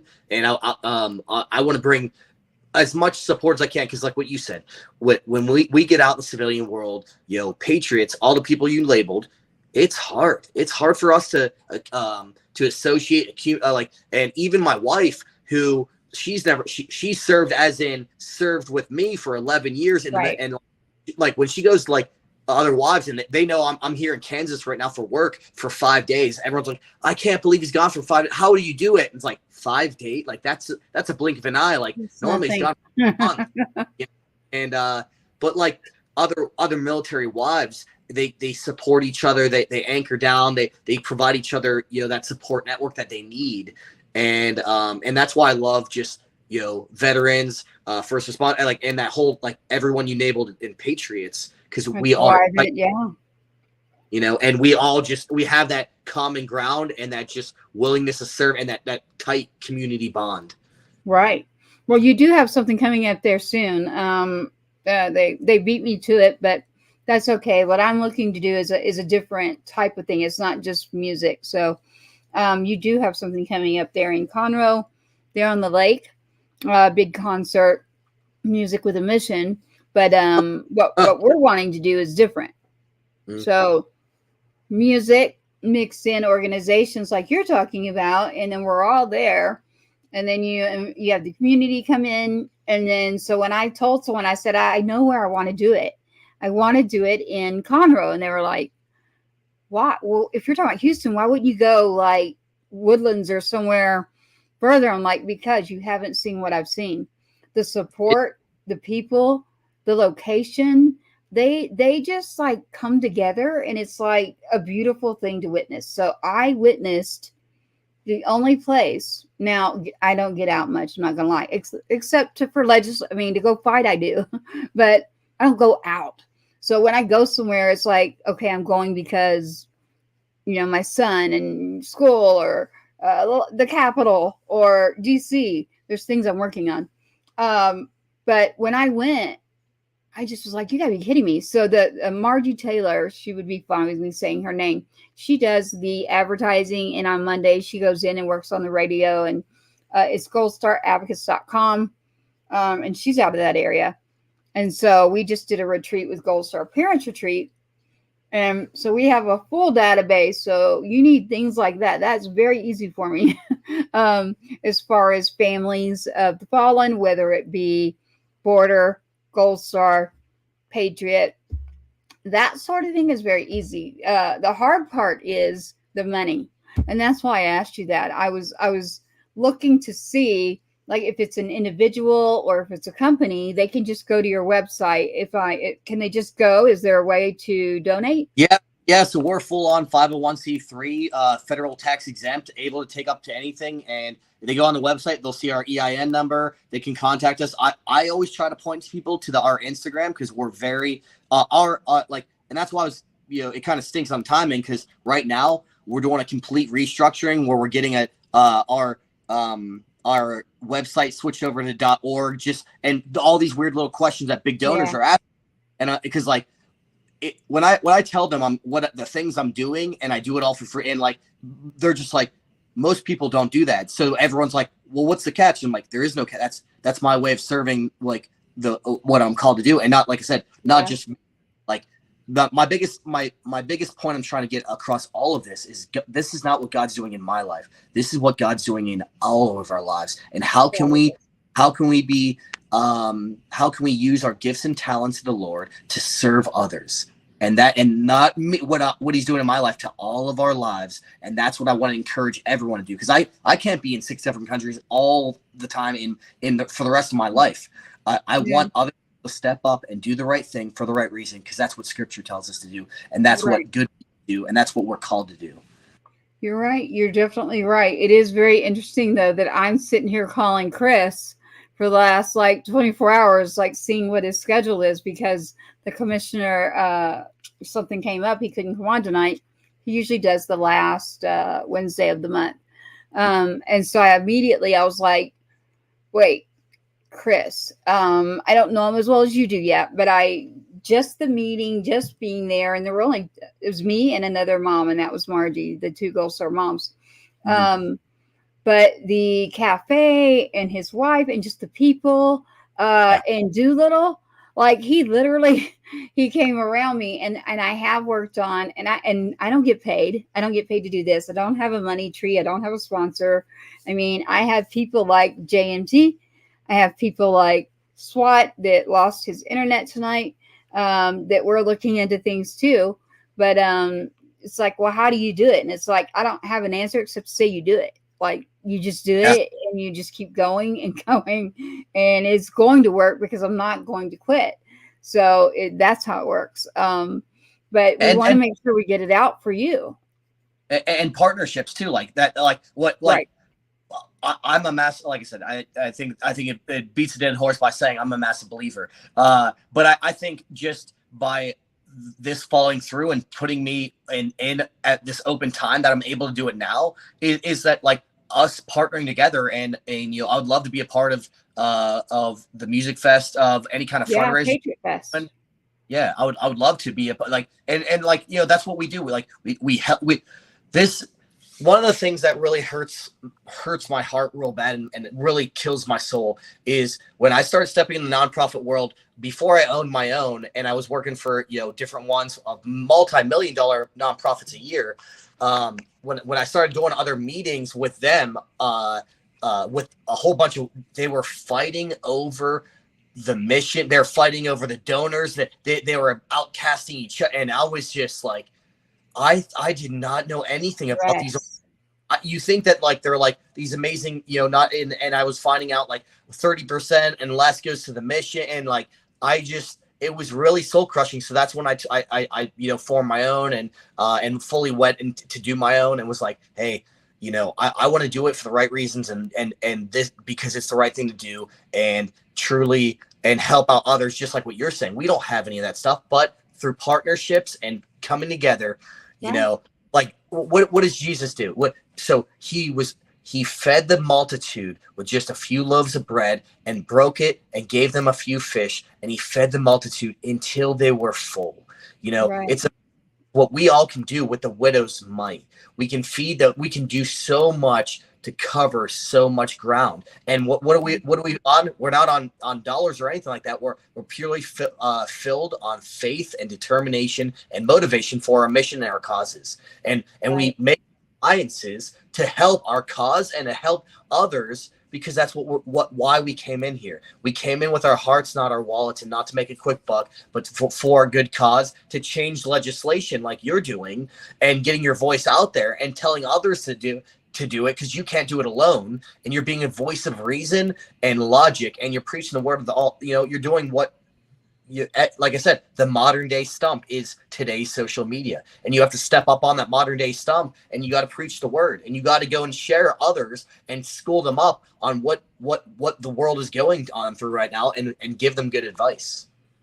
Well, I love everything that you're saying. It is ironic that the one place that I've been to where I was like, wow, I would move here, and the people that I met is ironically that's where I want to do Patriot Fest. So right there in Conroe, I just have to get a hold of everyone, and then there's some great musicians that have served, whether in different things. It's an officer, but I do know a lot of the veterans that have served. One of them has a song here that he gave to us for tonight. SWAT's normally here, our co-host. He's been having internet issues at their property, is what it sounds like. And so you have Brooks Herring. He is out of Tennessee now, but he served so long. I mean, I end up knowing the musicians based on where I grew up and kind of my background. But he gave us a couple of songs tonight. We could play one of his.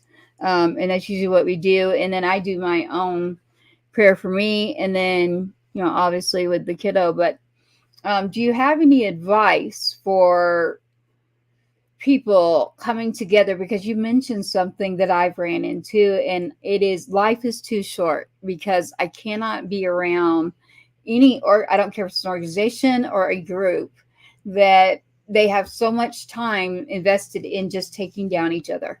And it is not important. Life is short. Listen to me. Life is short. Now, did I think my son was going to go? No. Did I get the hint from someone else? Yes. And did I want to be wrong? Yes. But I'm telling you, I don't know how to get it across to people. And then, so it's like, okay, well then she doesn't want to work with us. Well, no, that's not what it is. I did what you did. I was in other organizations. I've started other organizations. But when you get to where you're not accomplishing goals, and there's a lot more time spent on the things that you don't need to be, shouldn't be there in the first place, number one. Number two, why are we paying a salary to someone that, I understand, like, our time is all valuable. So I do understand that. So I do like for our artists and different people to get their percentage.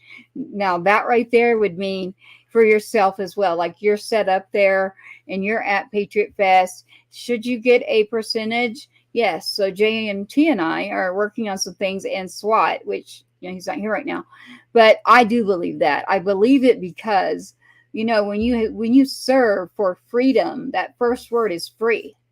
And so what I found is a lot of people will go ask an artist that's a veteran to play for free.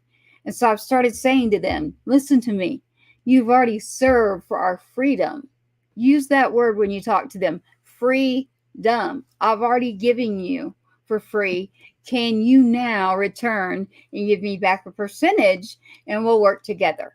And so I am trying to bring everybody together and say, look, we can accomplish this if we can all work together. And so Patriot Fest is what we'll go through with.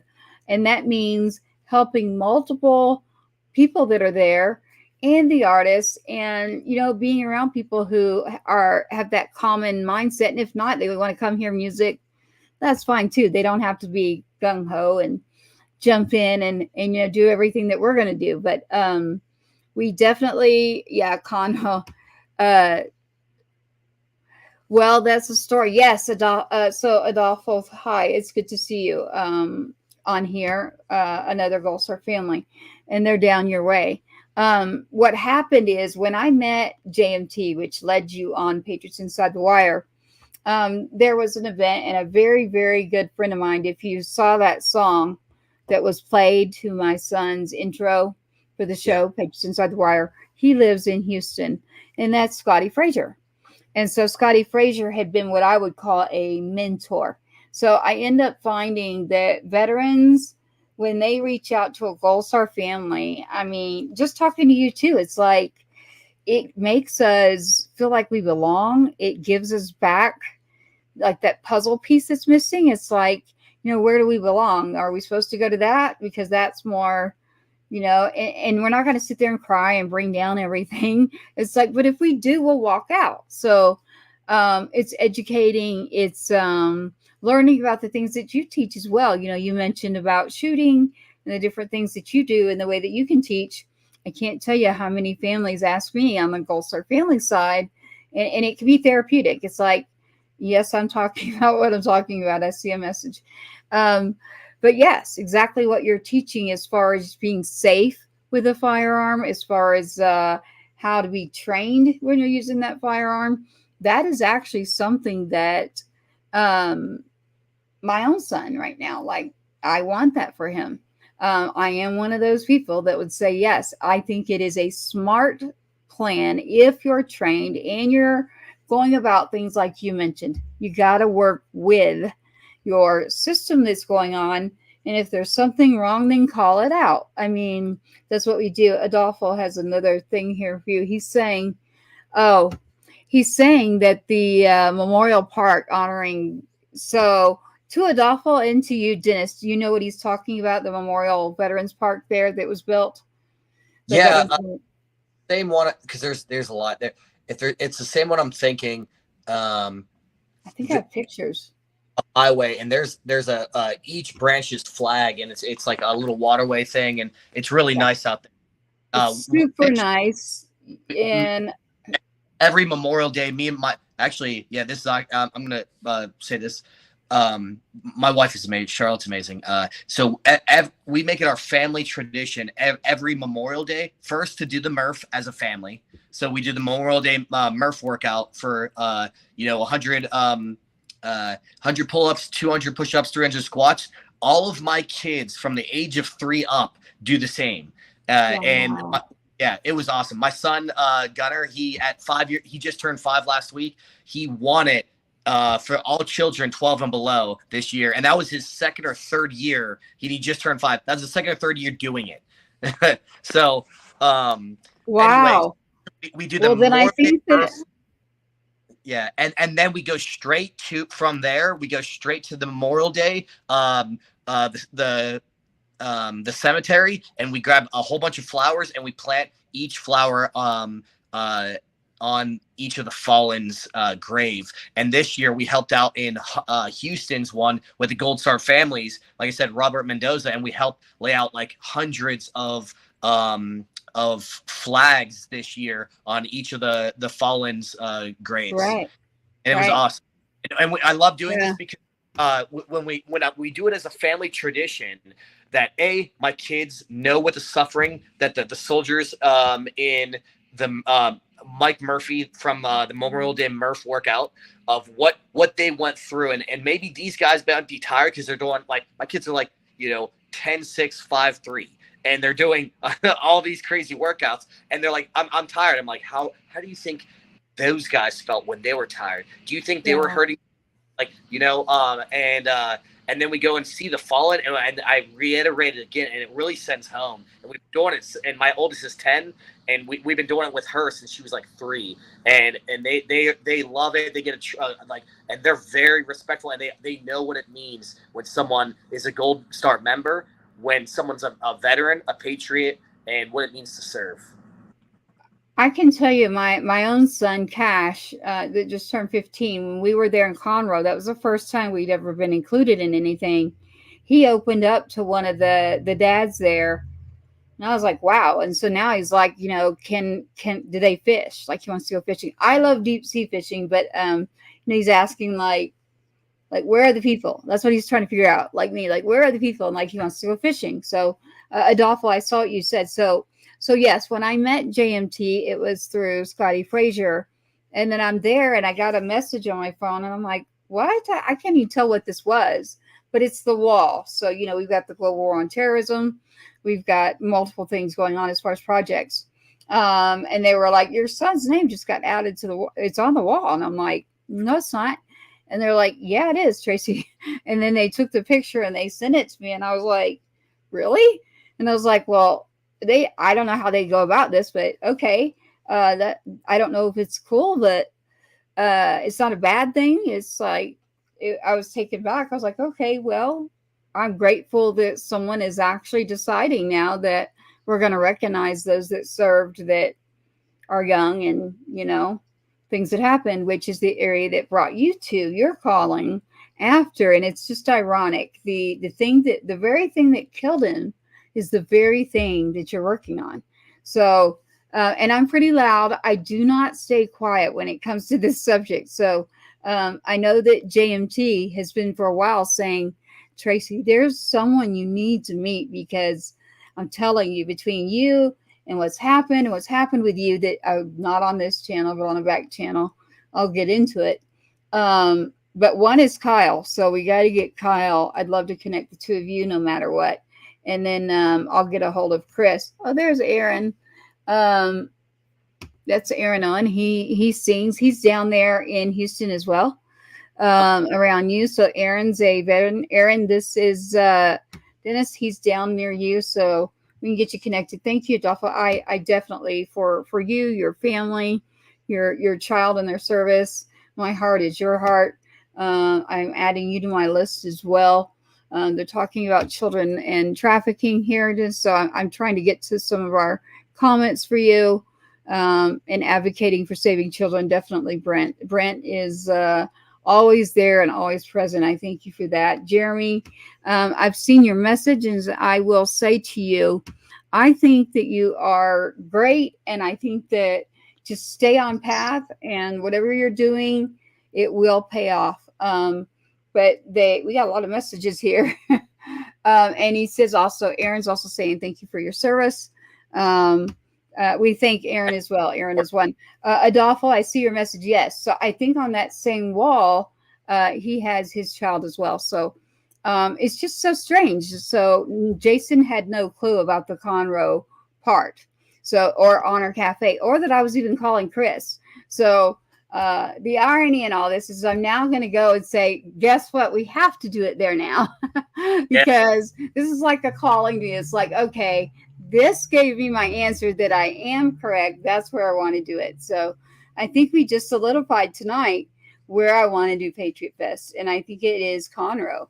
I just have had a feeling about it. And there you are. So I'm like, I think you did that. Let me know what I can do to partner with you. And I think this can be a thing that we all help together for fundraising and just partnerships to spread what's going on, from counter trafficking to everything that what people are doing to help make the world a better place, and how people can be involved, and I openly encourage this, that it happens in Conroe. I hope so. I hope it does, and I would love to be a part of it. Well, I wanted in Conroe. I already did for a lot of other reasons, but I was like, okay, am I going to be able to pull it off by myself? No. But getting the big, what I call the bigger fish in that industry, as far as music, I can get bands all day long, but I need to get a headliner.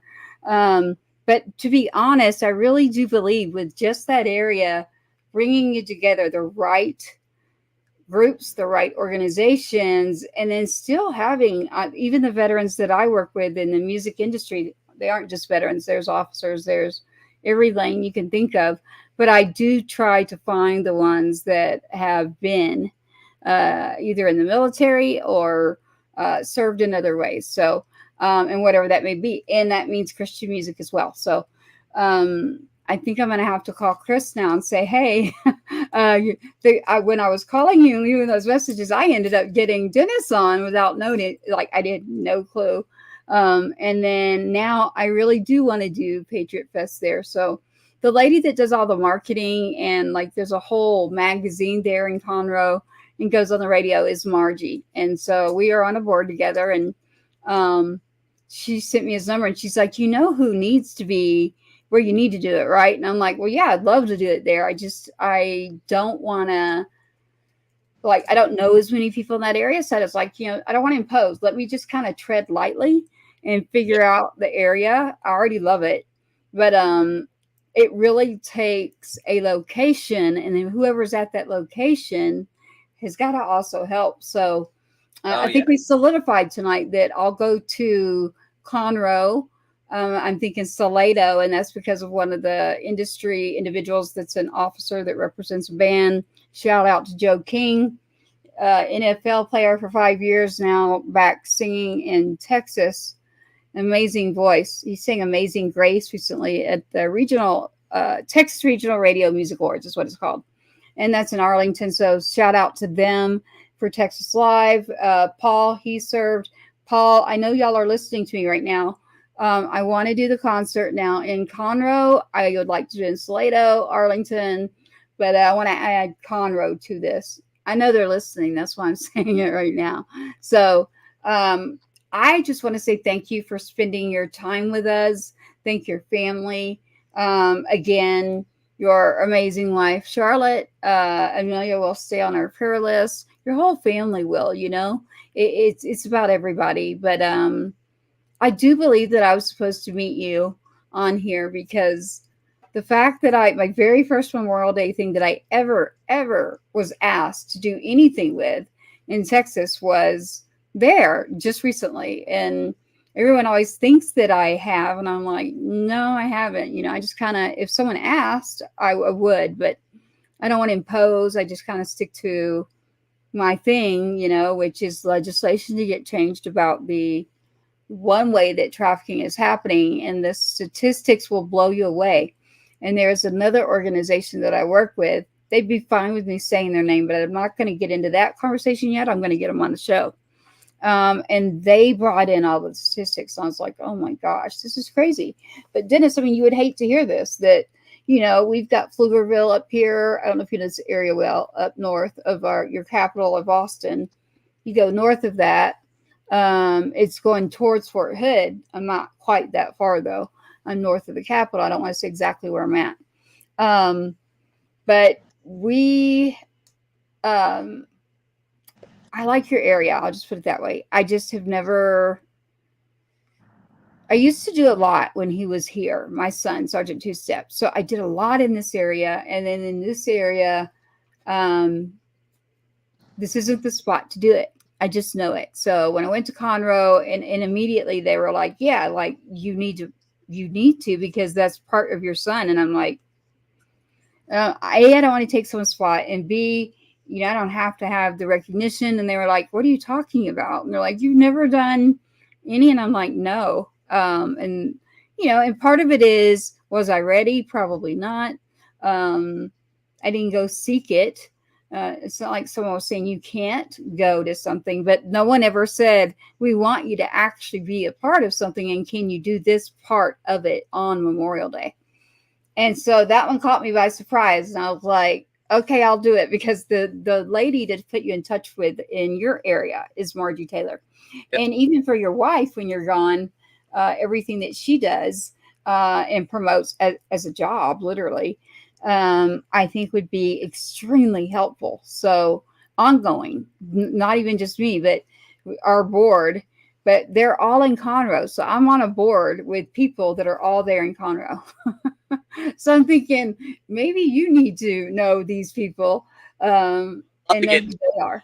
In touch with them, but by all means, yes, please put me in with Margie and anyone else, because you know I'm new to this area. I just moved here 2 years ago, and like I said, me and my wife, like we've moved in I think 4 times in 5 years because I was getting out, jumping around so much.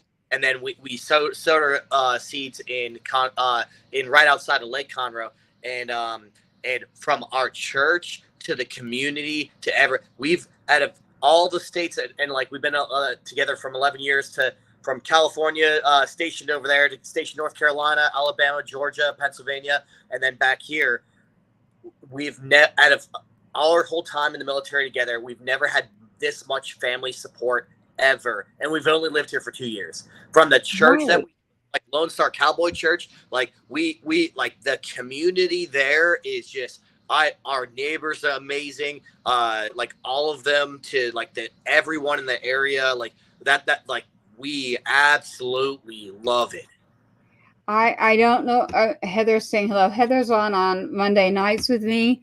She's another Gold Star mother there. She knows exactly what I'm talking about.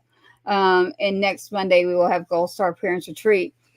something to look into. I have several suggestions for you that I'll get in touch. And then the board that I'm on, ironically, is in your area. And there's a couple of veterans, and then there's two. I'm one of the Gulf War moms. There's two, and then the other are owners, business owners, right there where you're at. So, ironically, I think that you would do very well. Hi, David. Nice to see you.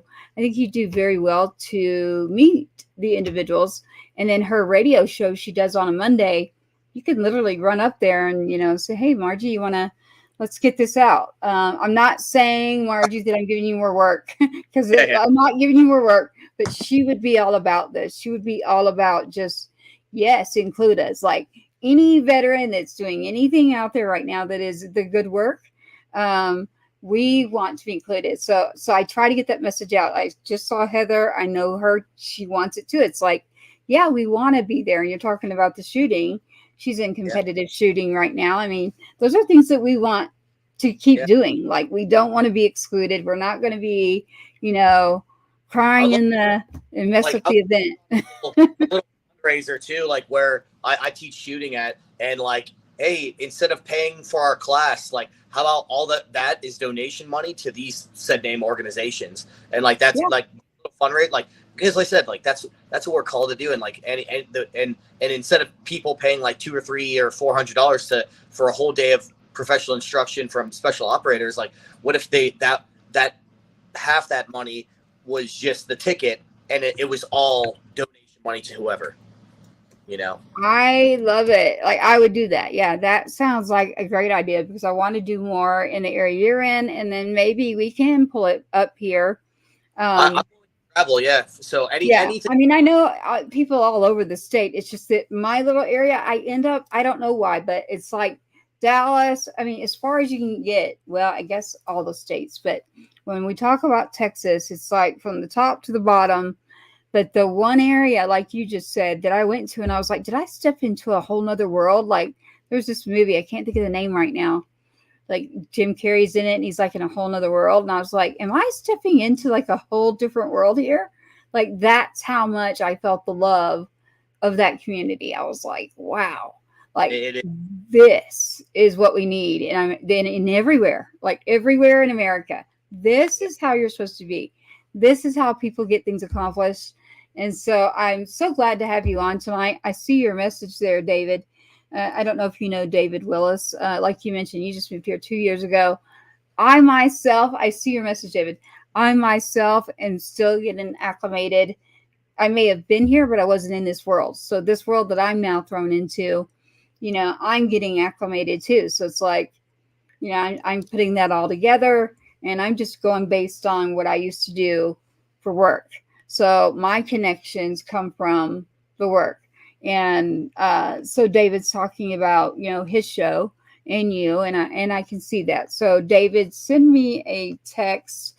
You'll have to do the same thing, Dennis. I don't have yours normally before a show. So for anybody that's listening right now, Patriots Inside the Wire, again, it is patriotsinsidethewire.com. You can go there and you can fill it out if you'd like to be on the show. You have an organization, or you want to ask me questions. You want to know, how do I find Dennis? I forgot. Or really, whatever it is, you just go to patriotsinsidethewire.com. We'll make sure that you get that information.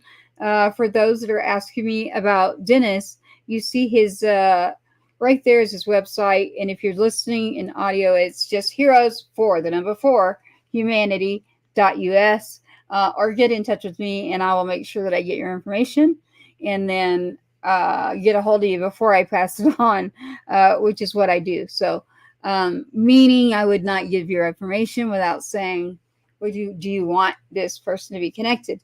Not that I'm telling David no, but David, I'm letting you know that I just met Dennis too.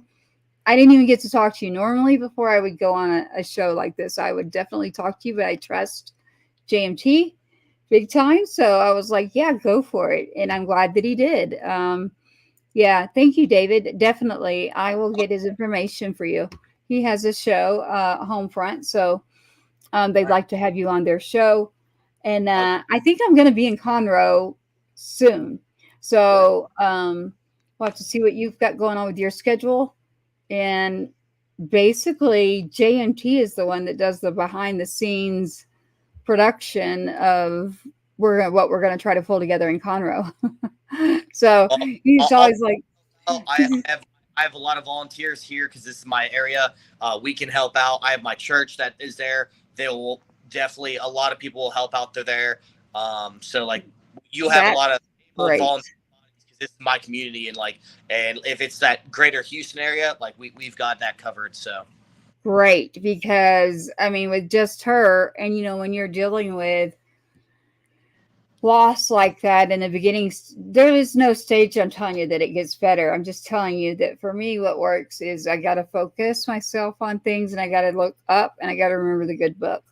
But I can't put too much work on someone's plate that I know is already full. So it's great to hear this. So ironically, I think you were supposed to be the guest tonight. So I think we figured out that we're going to say yes to Conroe, and JMT is going to love you, because his biggest problem is like, Tracy, you always say it's easy. I'm like, well, it is. You just do it and it will happen. Trust me. And he's like, it's not that easy. And I'm like, yes, it is. Just trust me. So now you just said you've got volunteers and all there. So that will help tremendously. He's going to be like, thank you. right off the bat. Yeah, he's going to love that part. So I think it's great. I have appreciated all this time. We literally spent 2 hours here getting to know you, getting to know heroesforhumanity.us, your service, your career. Thank you for everything that you've done and still do. You are constantly in service right now. And while I am different and we have our different missions, it is not a coincidence to me that I ran into you. And the very law that I'm working on has to do with showing them, listen, do you know what's in there? Do you know why I'm changing this law? You could actually look it up. You could look up his website, or but I'm sure you could draw your own conclusion. Like, I don't even probably have to tell you much, except there was a car rented. There is no law. People assume it. They don't validate a driver's license, but they charge you.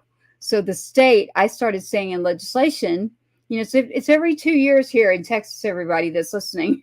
In session, usually in each state, it's every year. Texas is big, so it's every other year. So when I go, it's like, to lose it right where we did at the very, very end. It went through the House, it got to the desk, and they just didn't get the ink on in time.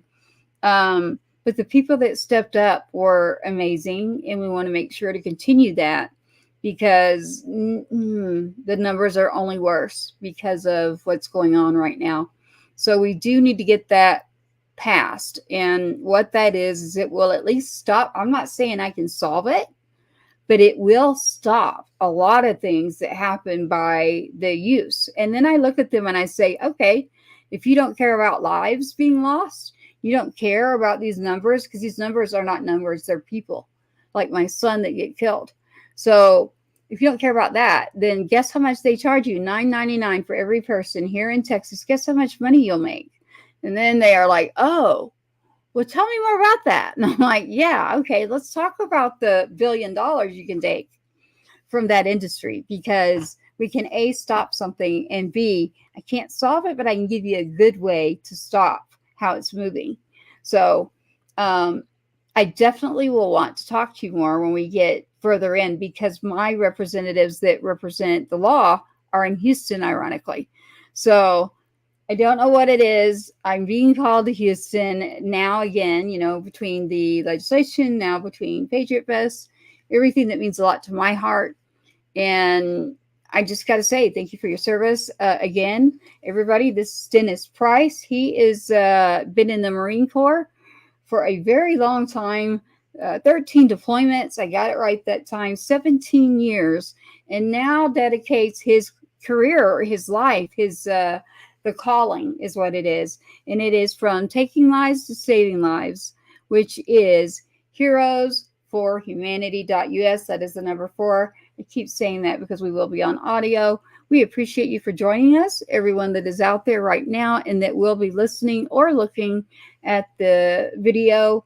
If you do want to get a hold of me, or you'd like to get a hold of Dennis, look up the website. It's pretty easy, patriotsinsidethewire.com. we are always on Mondays and Wednesdays. So if you have something popping up, or you've got, I'm talking to you too, Dennis, like something's coming up, or you want information to get out, I'm able to plug into like 12 stations. We've got radio, we've got TV, we've got social media, we've got pretty much everywhere that you can plug. And then the group that I'm with is ran by veterans. And so it's a group of us. And they are very, very good people. So, but as far as Texas, it's you, it's me, it's Margie. There are more, but what I'm saying is being able to plug everything out. We've got a few people here in Texas that would be able to plug as many as I can too, but it's been a pleasure. I'm debating here. I'm looking at that time. If Brooks Herring went through a lot of trouble to literally, he's traveling. He's a veteran. He's on the road, and he gave me, he has several songs. I haven't listened to it fully. One is Hell of a Woman. Now, see, I don't even cuss. Like, I will say fudge or something. That's why I did that. The Good Parts and Coming Home, all by Brooks Herring. I don't know, Dennis, do you want to pick one and then we'll say goodnight to everyone? The Good Parts or Coming Home or One Hell of a Woman? Maybe One Hell of a Woman is Charlotte. It matters the lyrics. I don't know. Well, I am not sure. I know Brooks, though. Brooks is a very, very good. I can't imagine it's something else. I think it's about being away from home, like you. It's exactly what it's about. I'm not even thinking I know. It's about being away from home, and that woman is taking care of things. And, thank goodness that they've been there. The other two, Coming Home, would be like you get home. I bet it's transitioning. I don't know where to pick. I have heard one of them. What did you say? I'm sorry. Let's do Hell of a Woman then. You do want to do that? Okay. All right. Well, this is a shout out to Brooks Herring and his song, which is One Hell of a Woman. We lost SWAT tonight for our live music, but what we will do, was that? Oh, he wants me to do Coming Home. Jason, your JMT, thumbs up, thumbs up. Are you saying that I need to do that for a certain reason? Give me a quick answer. I have heard the other one. Okay, good. All right. He's watching out, and I thought I was right. I'm pretty sure this one is it. So we're going to play this. This is a shout out to Brooks Herring, Herring. He is a musician, and tonight we want to give a shout out to him for giving us this song here with Dennis Price. And take a listen. She's the only one I've ever known who could change my mind. Takes a hell of a fighter to make it through my worst time. Double down and stick around through this life of mine. She saw the best in me when I couldn't. Every demon that I fight, every wrong that she's made right, every memory that's mine that she's had to face. I can't sleep straight through the night, but she's right there by my side. She knows my faults and loves me anyway.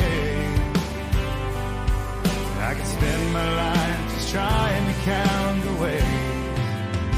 She's one hell of a woman.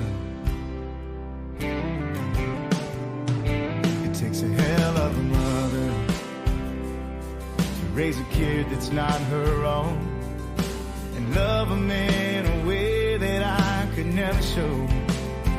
She's a hell of a lover and a hell of a friend. And everything I've needed, God, she's been. She always says, babe, I love you more. Every demon that I fight, every wrong that she's made right, every memory that's mine that she's had to face. I can't sleep straight through the night, but she's right there by my side. my faults, loves me anyway. I could spend my life just trying to count the ways. She's one hell of a woman. Never thought I'd see heaven until I found it in her eyes. I made my way through hell and she's the reason why. Every demon that I fight, every wrong that she's made right, every memory that's mine that she's had to face. I can't sleep straight through the night, but she's right there by my side. She knows my faults, loves me anyway. I could spend my life just trying to count the ways. I could spend my life just trying to count the ways. She's one hell of a woman. One hell of a woman.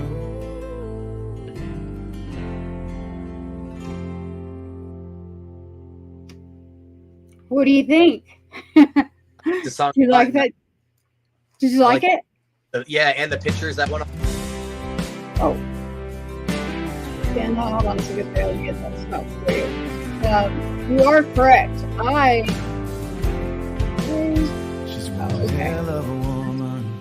She is. Thank you for that, Brooks. I loved it.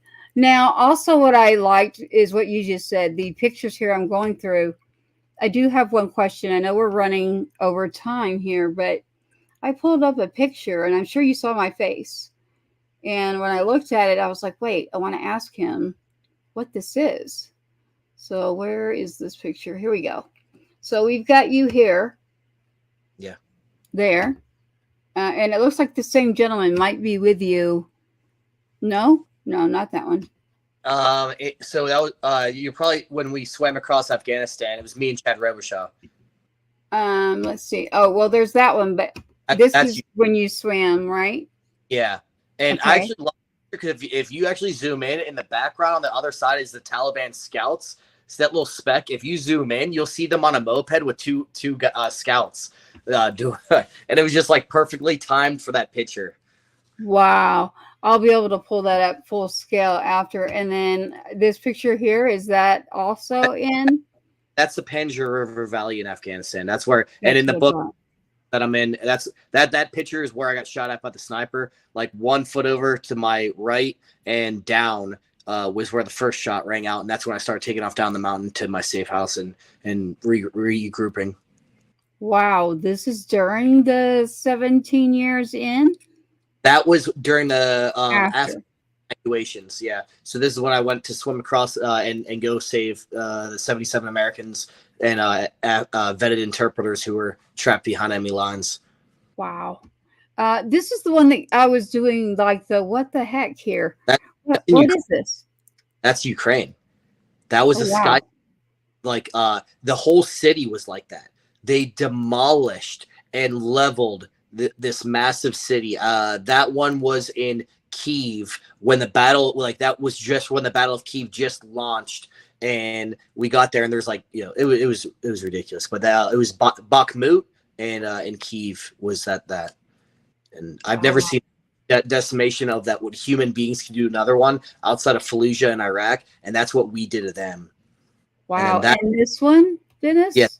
That is in New Orleans. When I said we covered down on humanitarian aid, 2 tornadoes touched down in New Orleans. And I hurried up and got in a car and drove 16 hours and started calling veterans who lived in that area. And these people's houses were just literally leveled. And the lady asked me, what I could do to help her. And she said, I just want my kids' family pictures because those are irreplaceable. And she said, can you find a few different things for my family, and then my mother, the Virgin Mary statue. And it took about 4 hours of cutting and removing all of the pieces of rubble of her house. And I picked it up, and I was walking over to her, and I didn't know she took this picture, and she sent it to me later. And it's me carrying the Virgin Mary statue, helping her out from. I mean, I got chills because I was looking at that and like zooming in and going, "Wow, is that what I think that is?" And it is. And I'm wearing the same That's shirt. amazing. That's amazing. And then this is you're talking about swimming across. Yeah. Are these the two gentlemen that you work with, or?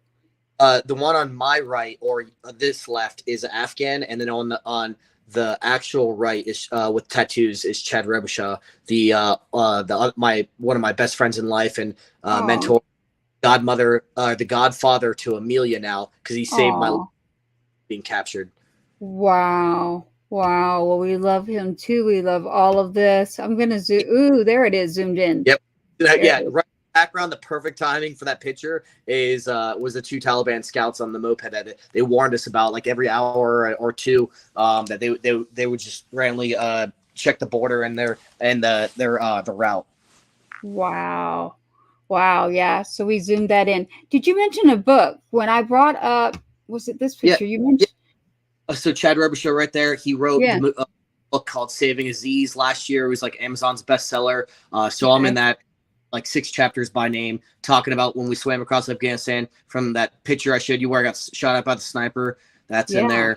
Congresswoman Vicky Hartzler did a congressional record to Congress and presented and specifically said, I would like to take this time for, Staff Sergeant Dennis Price and Chad Rebusha for their heroic actions. And that was in, I can send that later. I'll send that to you. But, and then she sent me that congressional record in the mail for what we did to go save other people. And I'm just so thankful that that God was able to use me in that light. And B, I was able to serve him and help save others and to change my life around where I was going and the trajectory of it. And,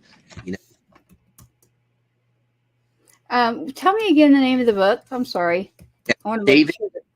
Saving, Saving, and then Aziz, Aziz. And Aziz now that we rescued from Afghanistan now lives in Comrade with us, with me and Chad. So it's Saving Aziz. There it is. Yes. Thank you. I also wanted to do a banner. I thank you for the help there. Yeah. And then there we go. You saw that picture with Ukraine. I'm in that one, like 10 chapters by name. And that is Chad's new book coming out August 13th called A Man Without Borders. This one. This is Chad. Yep. Yes. There we go. And there you are, full beard and all. Beautiful. Well, I don't know how many ways to tell you that I am grateful to meet you. JMT was correct. I mean, he has been saying for months now, there is someone you've got to meet, Tracy, between what I'm working on, legislation, Patriot, you name it. He's correct. So there was a reason. I'm a big, beliefs.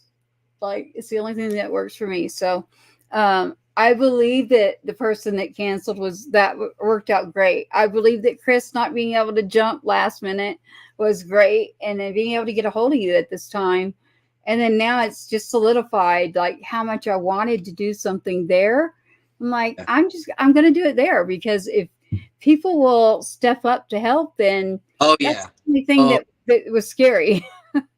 Yeah. Like I said, this is my network and like my whole nonprofit, everyone who volunteers with me, my church, we all have this covered because we've been trying to do a few fundraisers for Heroes for Many and a team and partner with people to do this.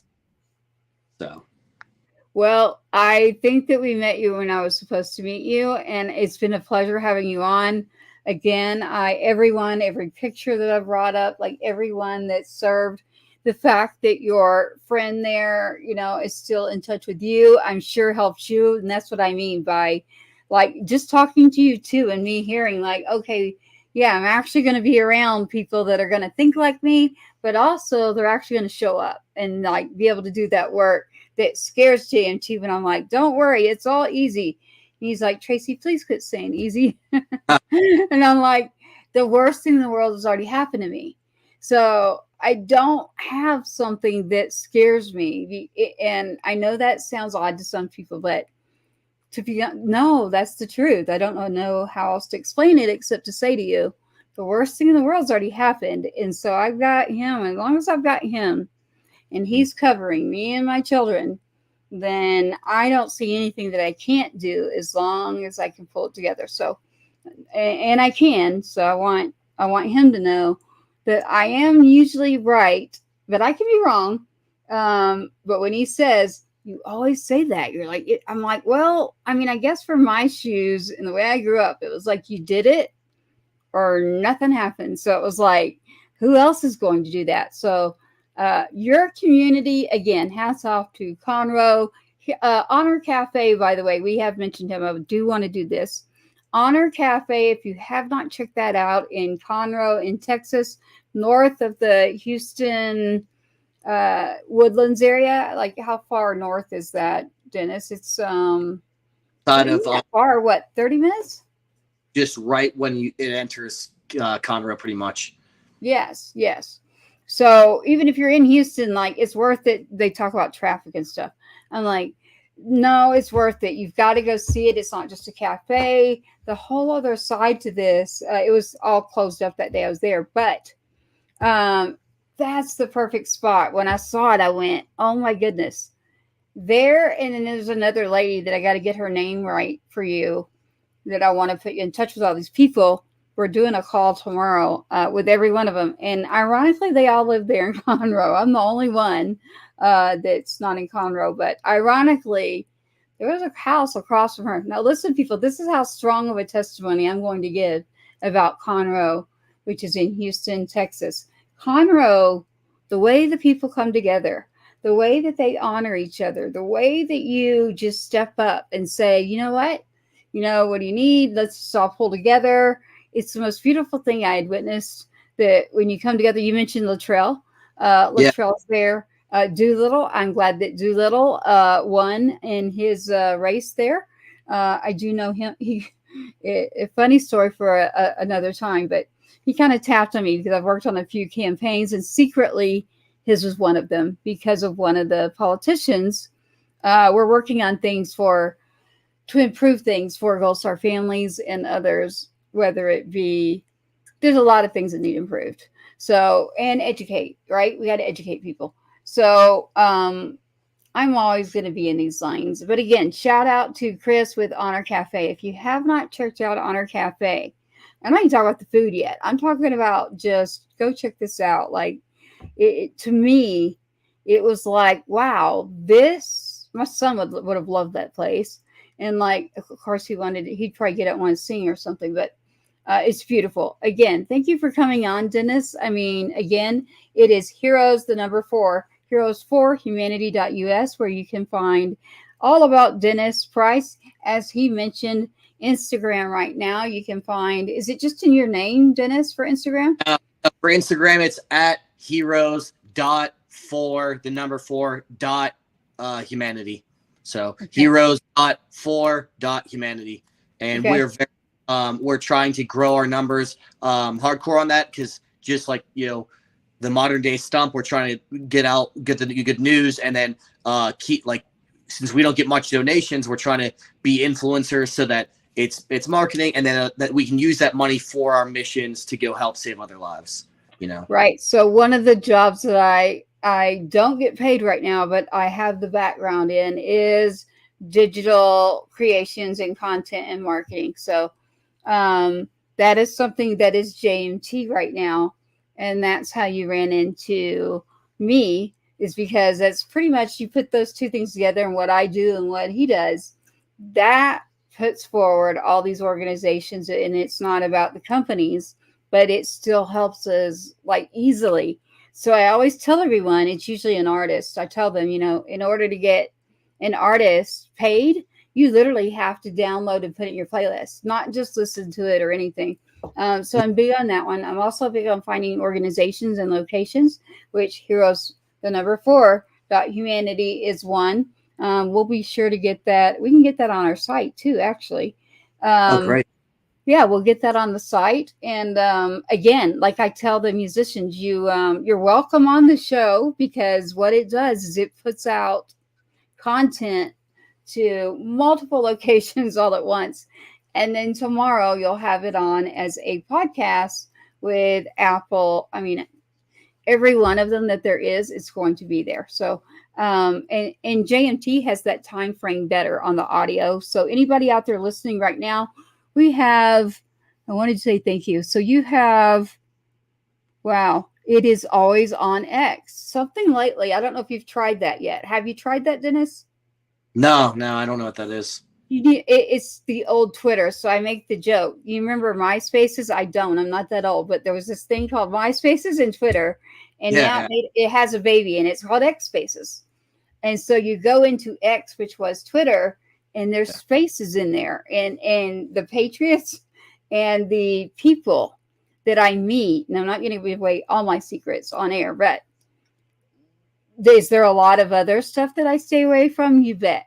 But we're airing live right now on there. And so our viewers right now that are listening to you, when I find like like military type organization, or we're talking about Patriots, I mean, the amount of people that pay attention on that channel, I think that it would move you. I had to be told by a politician. Like, I was like, I really don't need another like social media thing. Like, it's too much. Really? And they were like, no, you don't understand. With the changes, go do it, Tracy. So I listened, and I would tell you right now. I would tell, he's sending me a message, JMT. Thank you, JMT, by the way, for the pick tonight and really coming through. I would say on X, which used to be Twitter, that you definitely should set up Heroes for Humanity and call it that right there on X. Yep. And you'll be amazed. You'll find me. It's Patriot on Air. So if I were to take down your banner there, I have gone in and literally done just audio live things on there before this, and you get thousands of people, and you never know, in a good way. I mean that in a good way. Oh, that's great. Yeah, a very good way. Start that. Yeah, I've never heard of it. Yeah. Yeah. So I'm spilling my secrets here for you, but thank you for that, JMT. But no, just set your account up, and then you can shoot me a text, or Jason. I should have said Jason, JMT. Everybody, here's the book, Saving Aziz. There, we brought that up for you. But yeah, set up your account on X, and you'll see what I mean. So it's the old Twitter. It's just the letter X. And again, I am not promoting a social media platform over one. What I'm saying is, for me, the subject that you are working in is where I was able to find that whistleblower that it was a pretty big deal. So she wanted to not be visually seen. And so we run different podcasts live. That's what happens in X. So it's very unique. But like mine, if I'm in there, it's going to be Patriots Inside the Wire is always what you look for. There's different ones. Just be careful. Don't get caught up in the whole train thing where it's like, go to this group, go to that group, messenger this, messenger that. I don't do all that. But you will be surprised on what you'll find. And especially for me, yes, but I think you're going to find exactly the people that I found because of the subject. So this is why I met them. It was on X. So when it comes to trafficking and our children, I do have to say that the one area that really educated and like stepped up was on X, and I was quite surprised. So in a good way, because we needed someone who wasn't afraid to talk about that. And you're not really monitored when you're inside the space. Technically you are, but you're not like being right now if we were just on Facebook. Not that I don't like Facebook. Everybody's creating all these guidelines. And from now on, I'm just going to put up a big thing that just says, we're adhering to your guidelines. I don't know what else to say to you, but I think that I'm going to let you get some rest. It has been, there you go. Yeah. He wants us to close out with coming home. Jason, I'm going to let him. So JMT, we're going to play the outro. It's a cadence for, from my son, my youngest son. But yes, okay, I'll do that really quick for you. He wants me to do this for you. Okay, we'll do this, and then I'll bring a couple pictures, and then we're going to do Good night, everyone. And we're gonna we're gonna leave. So give us another minute or two, and I saw your message, Jay. All right. I have not listened to it, but he must have.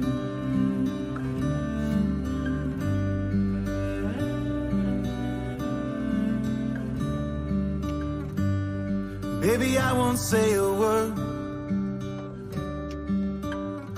I don't want to wake you when I go. Gonna kiss my baby girl. She's gonna miss me, yeah, I know. If I end up gone forever, just know I'll always love you so. I'll go quietly tonight, but soon you'll hear me coming home. You hear me coming home.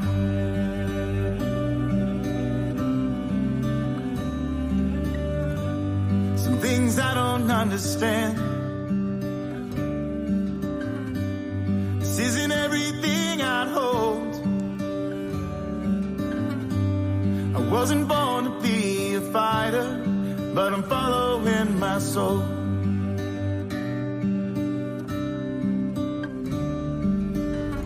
And if I end up gone forever,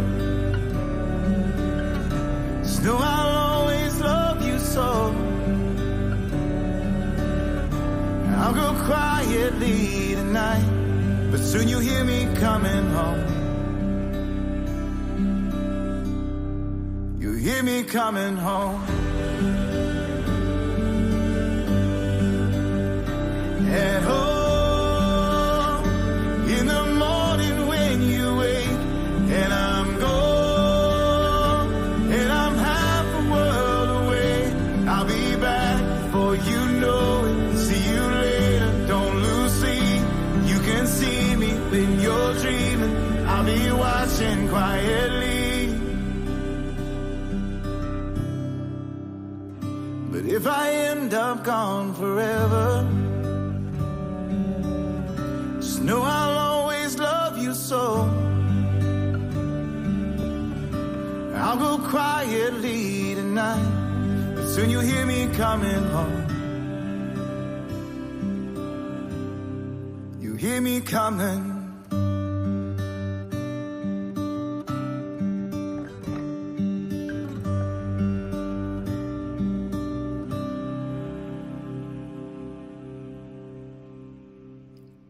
I agree. That was very, very, very, very beautiful. What we'll do right now is the out onto this, Jay. We're going to play the out onto this, and we're going to be able to say goodnight to everyone, but we'll do what we normally do, which is the out. We're going to take a look at this. Dennis, let me move this, and then we'll say goodnight to everyone. And here it is. And if you listen at the end, you will hear a specific voice and what he was going for. Thank you for watching another episode of Patriots Inside the Wire, hosted by Gold Star Mom, Tracy Two-Step. Help us broaden our reach. Like, subscribe, and share.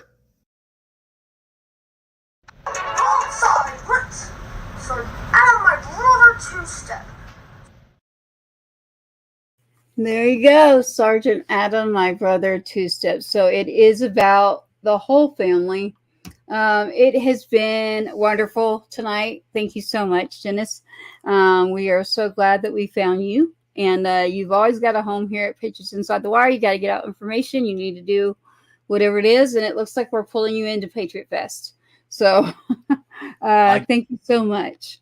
Thank you. And thank JMT and SWAT. And I think we have a awesome relationship that we're going to have, for years to come. So yes. This was good. This was great. My 15-year-old's going to love it. I'm like, we were just talking about shooting, and yes, you need to be very careful. And I do believe in doing it the right way. Although my little brother, who's not here, would look at me and say, Tracy, we grew up like where you go in the woods or something. I'm like, no, you have to go do this the right way. Yeah. So, The but safe is getting trained and so that you're even more. yes. Exactly. And that's what I push out there. Like, so you can't preach that enough. Jason's already did it. I said your name. JMT has already put Patriot Fest up above your head there. I don't know if you can see it, but he has already said that means he's saying yes to my. It's not always easy, Tracy. He's going to agree with me now. So thank you for tonight. Thank you, all of you. I see you out there. I see the messages. I would love to stay here all night and talk with you. But if you come join us on a Wednesday or a Monday, you will find us. David, I see your message, and I will get a hold of JMT. I'll get Dennis's phone number or information. Or do you have an email that's not personal? Yeah, I do. It's actually the Heroes for Anyone. Like I said, right now we're getting one where it's to legitimize everything, to have it at heroesformany.org. But right now, it is heroes for the number 4 humanity.pa@gmail.com. So heroes for humanity.pa@gmail.com. Okay. So David, if you didn't catch that, and anyone else that's looking, here it is at the bottom of the screen. Please go to the show. The show doesn't get removed, y'all. You can find it. It's there. As a matter of fact, JMT can send you a copy, but it will be he will be the one to be able to tell you when it's now out on audio, and you just want to listen to something, and you can listen to yourself. I never watch my own shows back, but you can. So thank you for being with us tonight. I am just grateful for your time, your service, even educating and having someone that understands how important. I mean, I have preached this for so long about the trafficking and felt like, is it just me? Like, why isn't there more people that are understanding what I'm like, I'm not going crazy over it, but I'm definitely not going to give up. I won't stop. This is an area that is not okay when it has killed someone that was literally serving our country, which is considered government property, right? So talk about a mess that I went through. So I've gotten through the messy parts, but now we need to start implementing some new legislation. So, and then there's other people working on that too. So now that we've met you, and you might have even more numbers or information that we don't, and the people that you work with, as we get into session again, like I said, that's your Houston representatives there. I'd love to have you in session with us at some point too, and to be able to say, hey, you want to know what really happens in this area that she's talking about? I can tell you. So that would speak volumes for me to be able to be in front of them. I'm the mom, right? So usually there's always been a veteran or someone that comes in that knows what they're talking about. And the gentleman that was there is ill right now. So prayers up for him. But someone who's had eyes on it like you that could speak and say, guess what? She's not exaggerating. Like, it's way worse than she even knows. Like, I guarantee it is. To have someone speak up for that is a big deal because they don't get it. They don't understand until someone like lays it out, educates, and has to tell them, look, like, this is true. This is not a lie. So, Dennis, I think you could do a lot. I actually do believe you might be also that piece that could show them, wait a minute, we have this piece. The last thing I'll leave you with is the legislation that I do every year that is starting again. I'm starting it back, and it is for our fallen. And I don't mean just a mom. So for our fallen and anyone that's in Texas, get in touch with me because as we turn into next year into session, every session, we're going to pull in our families of fallen service members. Now, this is military I'm talking about right now. If you'd like to have your service member in your family recognized and come in that day, and everybody that's there, and then there's a lunch that we're putting on. It's a program that I used to have with Military Moms of Texas as he was active duty. Now that this is what I'm told, now that my star is not blue and it's gold, this is a program I want to do and bring back, and I'm ready. So we have the green light So keep that in mind too. So we want to be able to reach as many as we can to come in that day and say, hey, you're not forgotten. We won't forget. So it's been really good to meet you. So have a great night. Thank you for sharing your time this long.